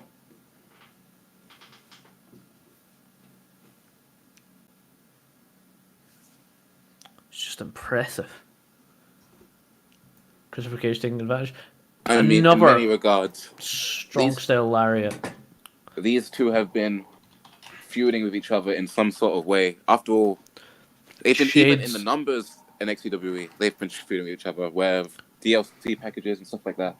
These two being the two main selling points, and I think Christopher Cage seeing that maybe Cam Baker was becoming the more marketable figure.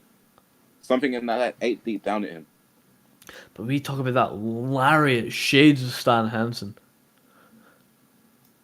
Turned a bit completely inside out, one strong stiff arm.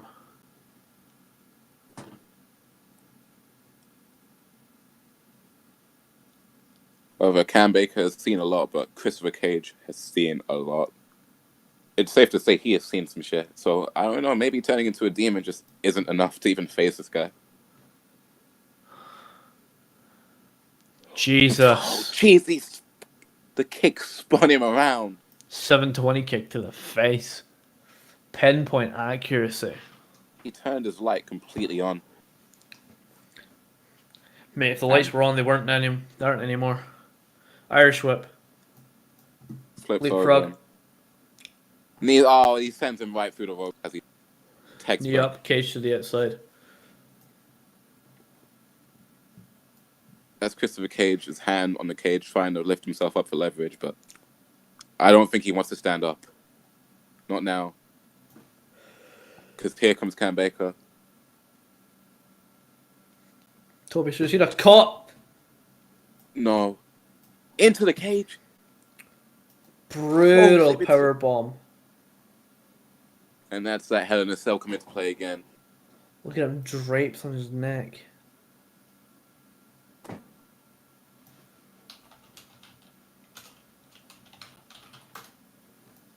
Fifth?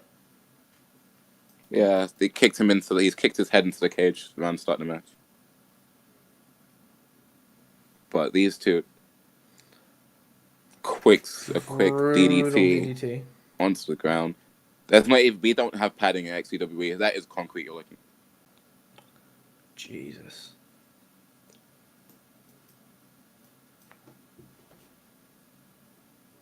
And now Christopher Cage explaining. Oh, and this is where this match begins to take a turn. There lives an age in every Hell in a Cell match where the tone shifts, and the tone is shifting right now. Christopher climbing the Hell in a Cell. This can only end badly. It's the same with the top rope. What must goes up? Oh, he's got to come down. I feel bad for that referee having to go up there with them. I mean, our referee James Fletcher has seen, well, let's just say some shit. I really don't even want to talk about it. He's been to some insane places. One would include a literal battleship. But, you know. Jesus. The two clash with each other. And Cam Baker gets the best of it. Almost like two samurais clashing with swords. Snapping the arm. On the top of the cage. On that trapdoor that could break at any moment.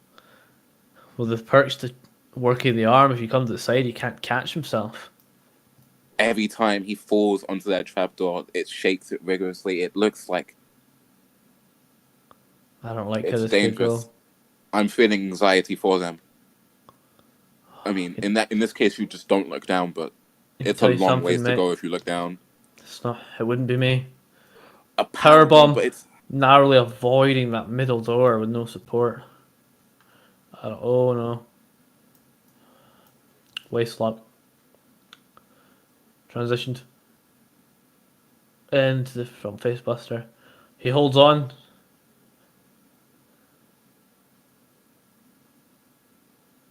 Hoists him off in the suplex. Oh no. Oh no. No. Brainbuster right on the top. Oh my god, it doesn't break. His head lands on the steel. Oh my god.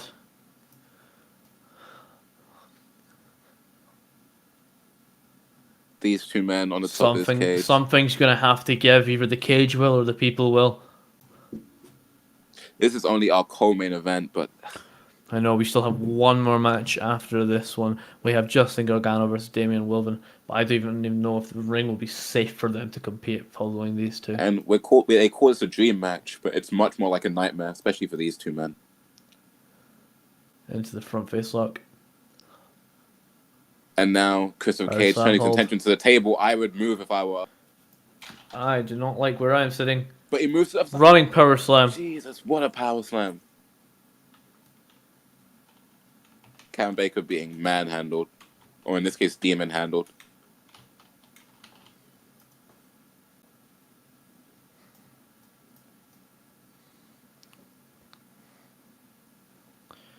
The arm being just wrenched out of its socket. But Cam Baker able to will him away. And I kept up as if it was nothing. Both men to their feet on top of the cell. I honestly feel as these two aren't feeling the pain. Front face lock from the assassin. Gripping the back of the mask. The assassin with his... What a Pele kick! And now you can see the hinges slowly starting to fall off. Things could change. Rolling Death Valley driver onto the... Everything about this is brutal. I'm worried for both of these men. I'm worried for what could happen here. This could be game over. Shades of Randy Orton, shades of MVP with an ozone, but it's going to take one big move to destroy that trapdoor. And I don't know who's going to do it, but either way, I feel like both.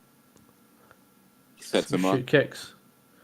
Knee to knee the to the face. face, He's stunning him. dazed. Schoolboy roll up. But he rolls through. Oh, he's dazed. Oh, no. No. I would move. He pops him up. Oh, Jesus. my God. He didn't even land on the table. He landed. He went straight in the railing. corner. He hit That the was railing. just like Mankind, in fact. But I don't know what more can this man do. Christopher Cage now looking at his handiwork. You've got to remember, as much as he's out cold down here, you can't win it. However, will this match just be put to a stoppage? I mean, look at... Hell in a Cell. Stoppage. It's not the WWE. Yeah, last time we saw that, people wanted to end the entire network. These two men are warriors. Wait. I don't see it ending that way. Just climbing back up. I would move. Whoever that cowboy over there is, I'd move too. This is not...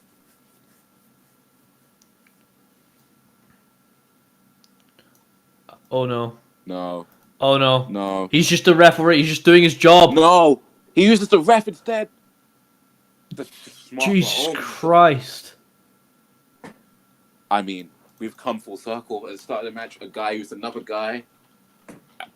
I posted Event of Progress where men for men at men. We've just seen it right then and there.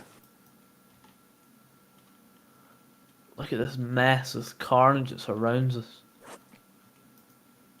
I feel like it's all been leading up to this entire paper.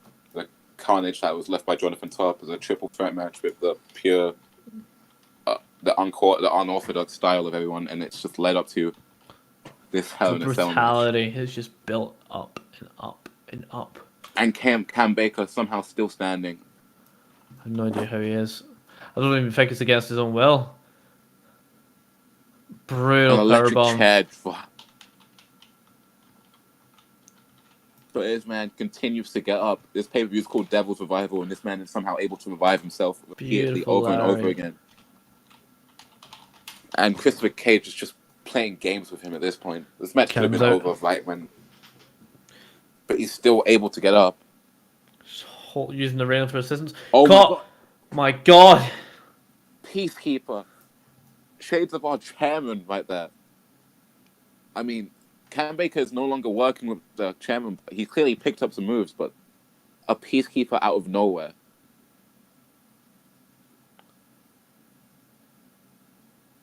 I know he had Liliardo's blessing to use that move. I was not expecting to see it pulled out today. Referee clearly, I mean, again, he's not in good ways. He's a normal man. This guy's been through a lot. He is a normal man, but he's one of the most resilient in the business. But he's to be thrown off of a cell just to be used as a weapon. Even if he is okay, I'd be scared shitless to try even continue officiating the match, knowing what else could happen. Dragging him around the cell. In the door. Taking it back to where it all started.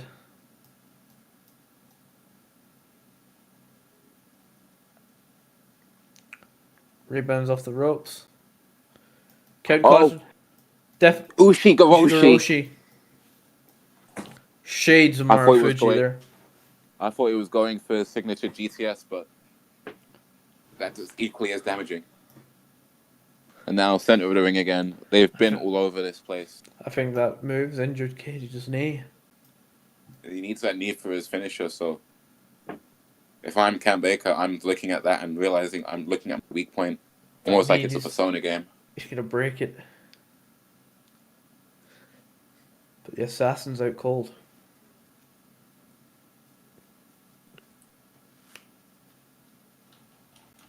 Now these two are waiting.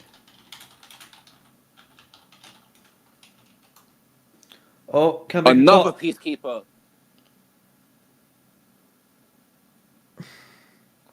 Cover. One. Two. Kick out at 2 in the middle of the ring, inside the Hell in a Cell. With all these two are thrown at each other, it's now a matter of their finishing moves. Christopher Cage is the GTS, with Cam Baker it's the Assassin's Piece, and honestly, I think it's going to take one. If he hits one of those, it's going to be the end of it. But Cam the Baker has no Peacekeeper, idea how he survived the Peacekeeper. Counts out on his feet. that's not a move we see people kick out of a lot. Christopher Cage kicking out through sheer force of will, but he cuts Blocked him off by midway Cage. through, and now he's got him up for the GTS. He's struggling to lift him up. Clearly, you can see the energy clearly taking much in him, but he's finally got him up. And middle of the ring, ready for the Go to sleep. Hits it. But will one go to sleep take out a demon? 1, Cover 1, 2, 2. and And I feel kick like the ref a little spiteful and injured after being thrown off the top of the cell. Well, I would that's be it. too. That slow can't- count. He's probably still delirious from being thrown off the cell.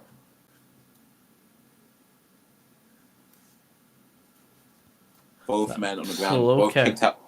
He's kicked out of the GTS, which is Christopher Cage's signature go-to. So we've now, if Cam Baker hits that Assassin's Piece, it may be over. But Here we go. Front face lock.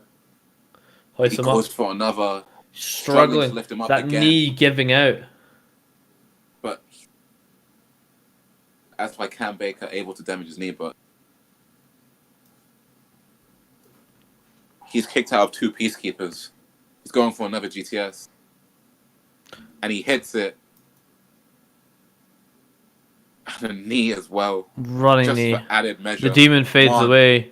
2, and 3. That is all left inside the Hell in a Cell. What? It's going to take a little more time, a little more improvement for Cam Baker to hold a candle to Christopher Cage, and we saw that tonight. Christopher Cage still holds his spot as XCWE's. You've got to Premier. remember that Christopher Cage is damaged. He kicked out of 2 Peacekeepers, obviously not executed to the full potential it has when it's committed by the Extreme God, our chairman Alex Sam. But my God. After all, and don't take anything away from Cam Baker, he's inexperienced, but he pushed Christopher Cage, an XCWE legend and icon, to the limit. I'm scared to know the lasting impression that match has left on both men. Especially with Cam Baker. Cam Baker, he's a resilient man, but his defeats, every time I've seen him take an L, he has bounced back stronger than ever. But I don't know how When you he can bounce back lost from the Hell in a KOD Cell. title, when he lost the KOD title, he came back stronger than ever. And this loss, I think, this was a loss that he needed to have. He needed to see what he's being compared to in the flesh in order to improve in some sort of way. And nothing he did was enough to take out a legend in XCWE. He's not ready for that next level. He is young. He is ready to develop himself. I'm just not going to say anything to that teleport, you know? I'm just gonna... He vanished. And now our main event, the Legacy title.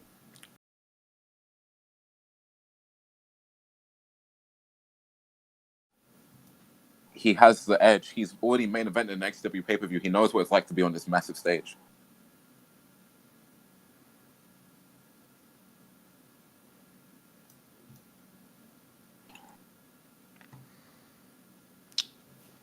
However, Justin Gargano has a weird pay-per-view record, to say the least.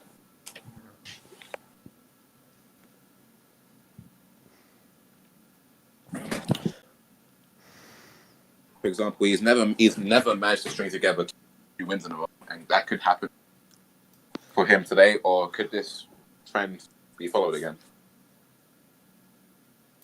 It could be a pay-per-view curse for Johnny Wrestling. Not Johnny Wrestling, Justin Wrestling.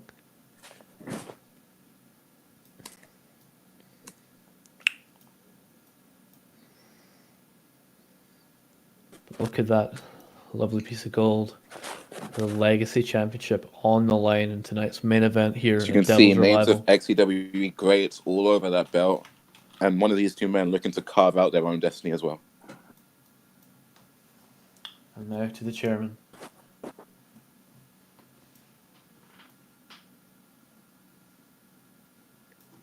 This is a main event that could have sold this event on its own. It all comes down to this. Damian Morgan, Justin Gargano. A match 2 months in the making. This was supposed to happen at XCWE's last pay-per-view. Finally, we've gotten around to it. It's all about tonight, though. 2 months ago does not matter. It's all about these two men in the ring and that one beautiful championship.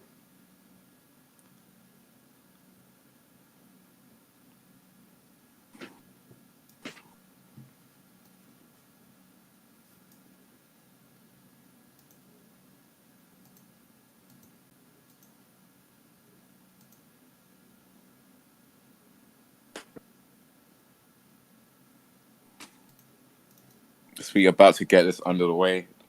I've never seen such a big match feel. Every time I've seen these guys in the ring, it's been for a blood feud. It's never been for just a good old-fashioned contest, and that's what this is. And you can tell the crowd is just ready to watch these two go at it. It's going to be intense.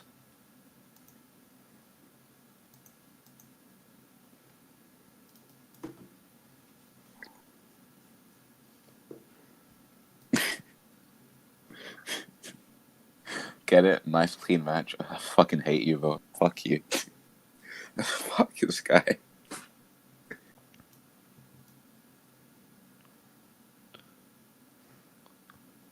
Anyways, this match actually gets underway. Bell rings. Both men just sizing each other up. Equal size, equal stature, slightly edge towards Damian Wolven. It's two face off. This long-awaited matchup. If you're aware of the animated indie scene, you'd realize how big of a milestone this is for these two men. They've fought each other all over the world, but now they're finally meeting in the biggest stages of the world.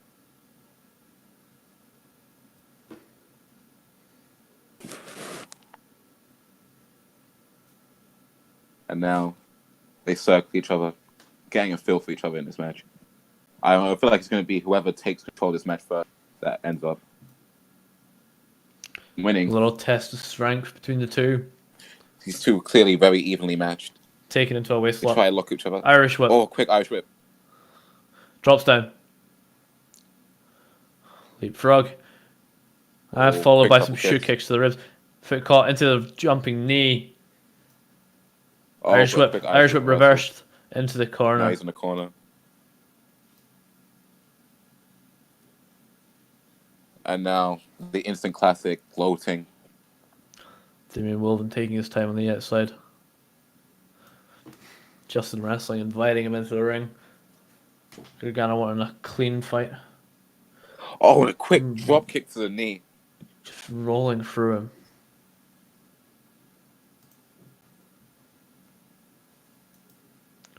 And now this slow chain wrestling affair has been changed. That's the one move that I think takes control for the start of his match. Another drop kick. But it was a basement drop kick, Ricocheting taking out him that lower off legs. He's taking out the legs It's of not even Justin like Gargano. he's not aiming for the leg. He's aiming through his leg, taking him out like a bullet. Oh, Jesus. The knee connecting with the back of the head. Beautiful enziguri. Irish whip. Into some nice strong style kicks into the jumping knee. These My two God. very evenly matched so far.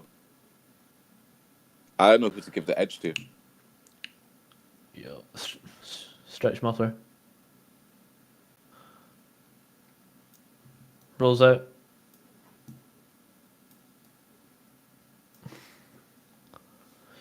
Look at the heap that Johnny Wrestling is in.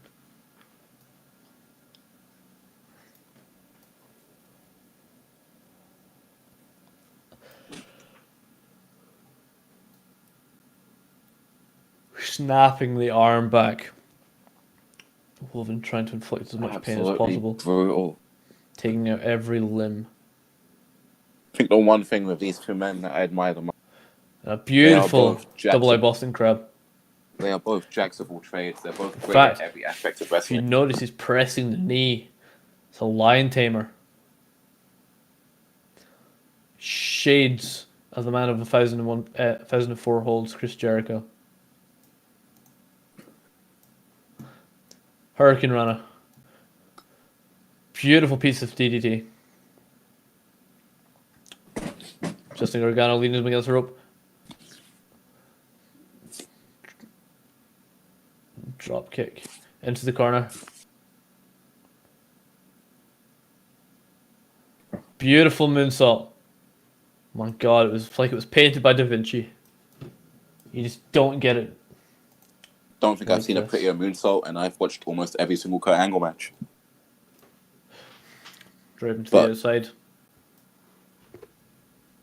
Oh no, Justin Gargano looking to fly. Over the top. Toby Oh, con hilo. flashes and burns. Misses hits He the lands railing. it somehow. The railing actually stopped most of the impact. Well, that's it. If he dived a little bit short, it would have hit his face of the railing and it would have been a different outcome. Whoa, Beautiful what a drop kick. Launching him. Hit him right on the button. Full extension of the leg using all of that power to launch Gargano. Driven to the apron now. Justin dinks sprawling to his feet. This match has got a serious He's main out event cold. feel, and you can see it. Springboard. Here you go, Justin Gargano. Justin Gargano gets out of the way. Lands on the feet. Both men have swapped places. Oh, signature Gargano. Beautiful spear. Spears him through the ropes.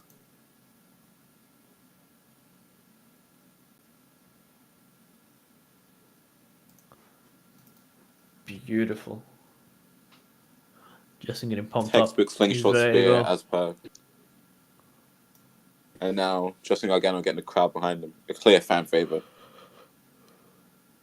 Whenever he goes up top. I don't know what he's going for here, but you know what they say. Oh no. Oh, what a drop kick. Taking him out of midair. There's some perfect timing on that as well. Folded. He got all of it. And now Wolven looking to end it quick. Damian Wolven just stalking his prey. The crowd are feeling this one. Oh, but a roll up into it. No. Rebounds. Irish whip. Driven hits the rope. Just super kick. Snap German. He gets out Loses of the German. grip. Poison runner. Frankenstein Both men to the outside. hands it. Oh, what a drop kick. These two. What a each of them combination. Gargano. Toby con hilo. Taking out Wolven on the outside. Both men down. Beautiful. Beautiful dive by Justin Wrestling.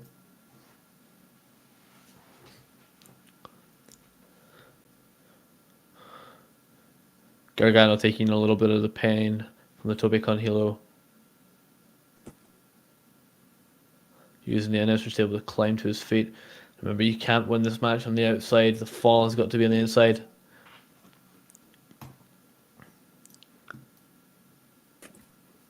Now, Gargano stalking his prey. Just going. Here we We'll go. He's keep getting looking for for the his super own kick. finisher as well. Shooting up the band. But a quick roll. But I don't up, hear but any he rolls music. through. Pop up powerbomb. No, but he gets. Oh, Rana, he rolls through, and Rana though spikes him down. Both men down.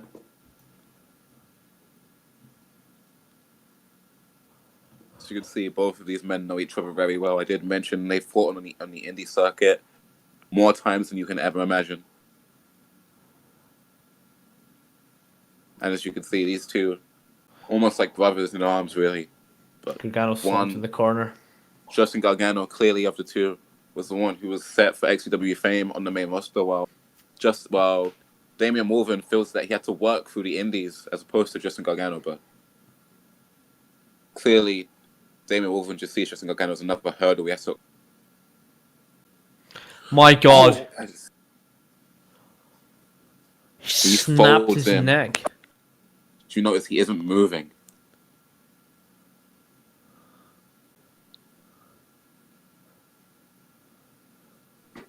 Covers. Kick out at 2. Nice slight reference to Chris Jericho. Wilson right there. collapsing. Just folding behind.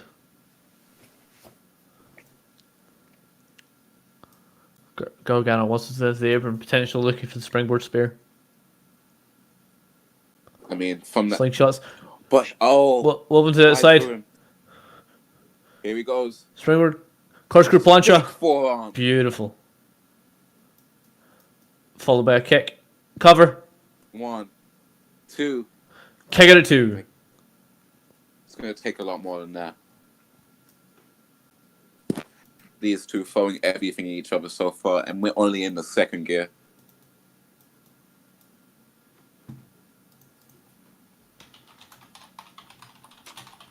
Damien Wolven clearly thinks that he's better, and he wants to prove it to everyone right now. Well, that's it. Triangle It's about drop proving kick, they're better. and It's about that perfect. legacy championship that is on the line. Gargano, Wilden, only one man will walk out of here with their legacy intact. And now Damien Wolven gripping the ropes. Here he comes. Springboard. No, he's caught. Caught. What a Big powerbomb. powerbomb. Folded inside out against the apron. The crowd very much into this. They're getting their money's worth, that is for sure. This is such a beautiful main event. It's incredible. You know, when you get that match with throwing everything at each other with reckless abandonment.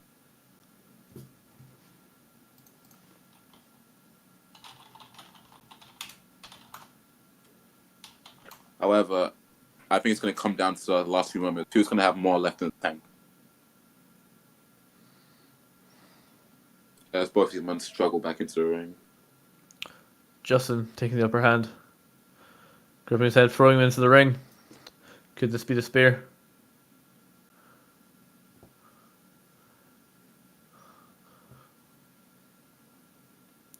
I think we're going to hear the band starting to tune up. Stiff kick attempt. Oh, but he's able to dodge out the European way. uppercut. Poison Hurricane Jumps Runner. into a Frankensteiner. Jesus.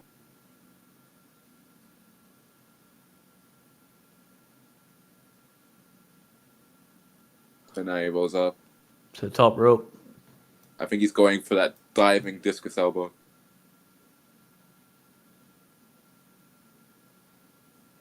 Shades of Chris Jericho right here, but I know Flashpoint. nobody hits it better. Beautiful. Catching He him is full out on. Cold. He felt every single bit of that elbow. Legitimately, nobody Kicking out hits at that 2. move better than Damien Moore. Except a little British guy that I know. Well, he might hit it amazingly. However, it doesn't finish the job. Only a 2 count for Damien Wolven in this main event at Devil's Revival.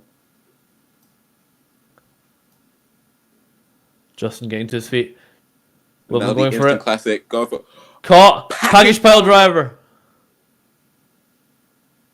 leaves him in the middle of the ring. Nowhere to go. Both these men fighting on instinct now.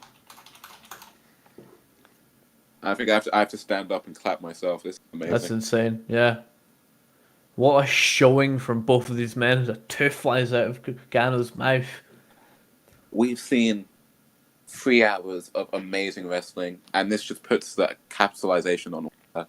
We have seen so many good contests today. We've seen the triple threat on the pre-show between Winters, Sabre, and Ty. We've seen Top versus End. We've seen the tag team match with MJF and Wardlow taking on Jackson and Matanza. We've seen Tyler Fertitta defend his world title twice. We've seen Zany Marks and Rupture. We've seen Tessa Crown and Chris Valor. We've seen the insane Hell in a Cell. And now it is all down to this. The main event at Devil's Revival. Both men down, crawling. We've seen Well into the hardcore, outside. we've seen technical, we've seen pure grit, but these two, Both men on the if you apron. want a big match, a big main event, this is what it is. And now both men on the apron, this can only end poorly for each other. There's disrespect. The utter disrespect. Forearm. Exchanging strikes. How much Damian Wolven wants this, how much he needs to be vindicated for all the struggles that he's had to get here. Whereas Justin Gargano was here from the start. It's two very separate. Canadian Destroyer! On the hardest part of the ring. God. How are they moving? Sheer will. This isn't human. These are two incredible athletes giving it all for these fans in the XCWE arena. Win or lose for the Legacy title, these two will leave behind the Legacy right here. Listen to the crowd. Fight forever. Wolven, Gargano, Legacy Championship here at Devil's Revival. November 1st, 2020. Remember this date. Failed Swanton for the railing.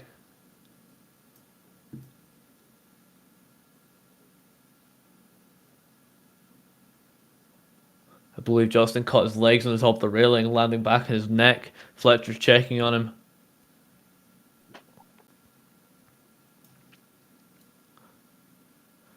Dragging Gargano's limp body as Wolven aims to try and finish the job.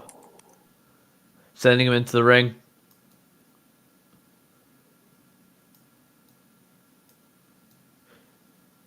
Could we be nearing the instant end? Classic, really. He's about to do this. He's setting up. He's ready for the kill shot. The kill switch even. It's game Grips over. the waist. Hooks the arms. He lifts him up into it. Kill switch. Kill switch. But he's slowed to the cover. Not even a kill switch. The cover. Elevated kill switch. He's not going for the cover. This could He be a... doesn't have the energy. There it is. Cover. Him. He kicks out. 2.9. The ref He is just hand kicked was out of an elevated inches. kill switch. inches from touching the mat. I can't believe it. And that was no regular kill switch either. No, that one had some extra added to it. My God. Wrist lock. Wolven trying to finish the job. The kill switch didn't do it. Front face lock. You can see the anger in his face. Spinning heel kick. Gargano out cold on his feet. Shoot strikes. Gargano continued to be groggy. Bicycle kick. Right into the Look at him leaning against the ropes. The ring. Catches him. Front face lock once again. Irish whip. Reversed. But Gargano moving. Wolven set into the ropes. Instinct, Running knee. Irish whip again. Gargano taking advantage. Pop up. Gargano cannot feel the pain. Super kick. Into the super kick, his signature move. The adrenaline wearing off as Gargano falls And into the corner. Now, Johnny Gargano. One more. Fucking Justin Gargano. About to. Spinning back fist. Tuning up the band. About to Super kick. He got all of that. Hook, line, sinker. Roll up. 1, 2. Kick it.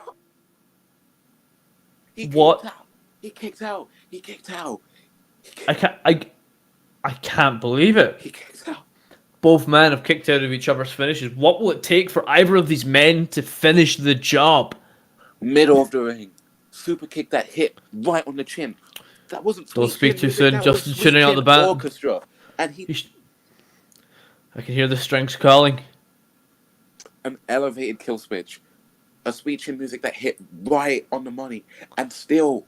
Spinning back fist by Wolven. Grabs head. Brainbuster. Look at the way he landed. Just slumped. Cover. 1, 2. Kick out. It's not gonna be enough. It's It's never not gonna be enough. enough. I don't know what could finish this. These These two men two are have giving it their thrown- all. These two have thrown everything and more somehow. The only thing What missing more is do the they have to kitchen sink. give? Wolven going for it, front face lock once again.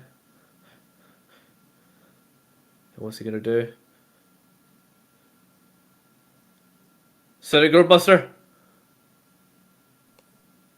Wolven I don't know. collapses, fall back. I'm worried now, if anything. What will it take? Either of the men have it in the tank to finish it? As much as they've kicked out recharge finishes, it takes them out. When two wrestlers get this desperate, it's a recipe for disaster. They could start doing things that they could feel for the rest of their career, let alone just...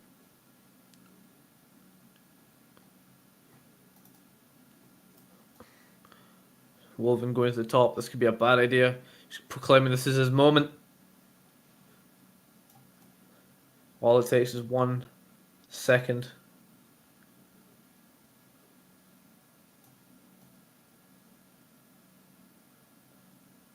Gargano moves. I think Wolven's hurt his leg. Might have had damage to his knees. Limping. DDT.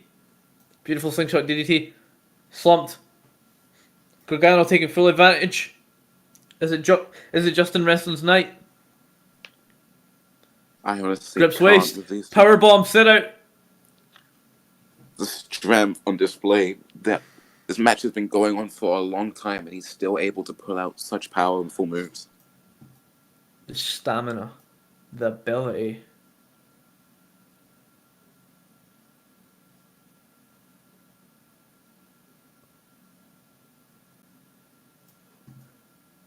Going for it.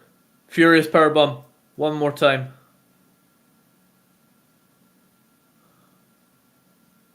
Rolls back. Tuning up the band for one final time. Damian Wolven isn't even standing. I don't know how he can. I don't think he can. Remember he was limping Now he earlier just in the looks- match. He just looks, but he moves out of the way, and the ref Takes it. takes it right in the face. The referee's been through enough. Low blow. What? The disrespect.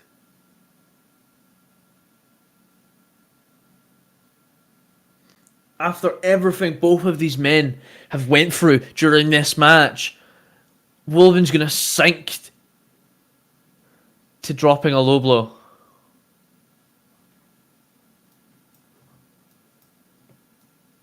I can't believe it. He's just cover. Ref's awake.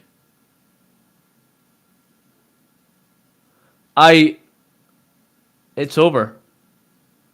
I have no words to express my dismay towards how this match ended.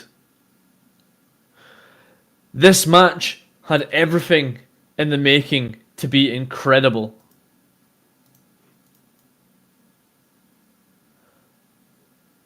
Damian Wolven is your legacy champion. But at what cost? This man capitalized on the referee getting in the way and sunk to low blowing his opponent. As a fan of wrestling, I am disgusted with this man's actions. He may be a champion, but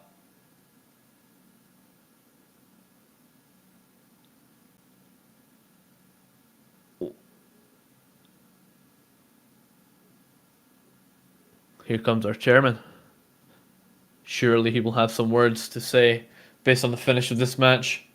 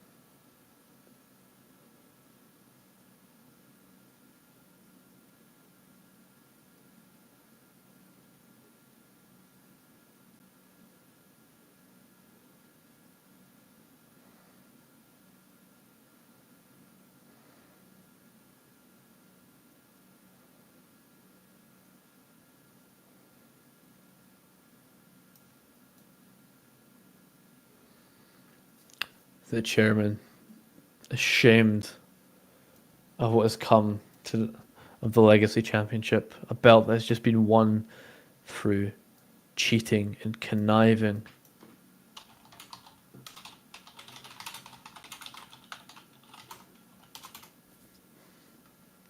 You're welcome, Jayden.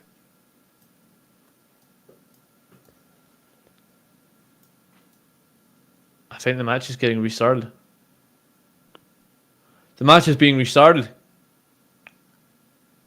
Now, I've had my fair share of disagreements with the chairman, but after something like that had occurred, he's done the right thing here.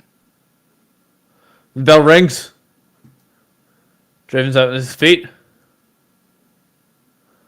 Just Gargano's Gargano up to helps his up feet. the ref. And I guess you could say we're in sudden death. This is where it matters now. Super kick! As soon as he gets into the ring. Irish whip. And now, Pop-up super kick. Justin wrestling is in full force. now he's setting up Gargano tuning up the for the band. big finish. Super kick!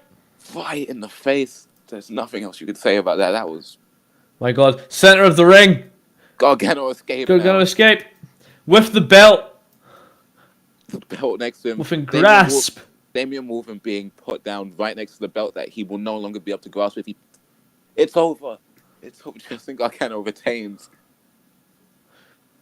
After we almost had such a disgusting victory Damian Wolfen. from Damian Wolven. The audacity to attempt that.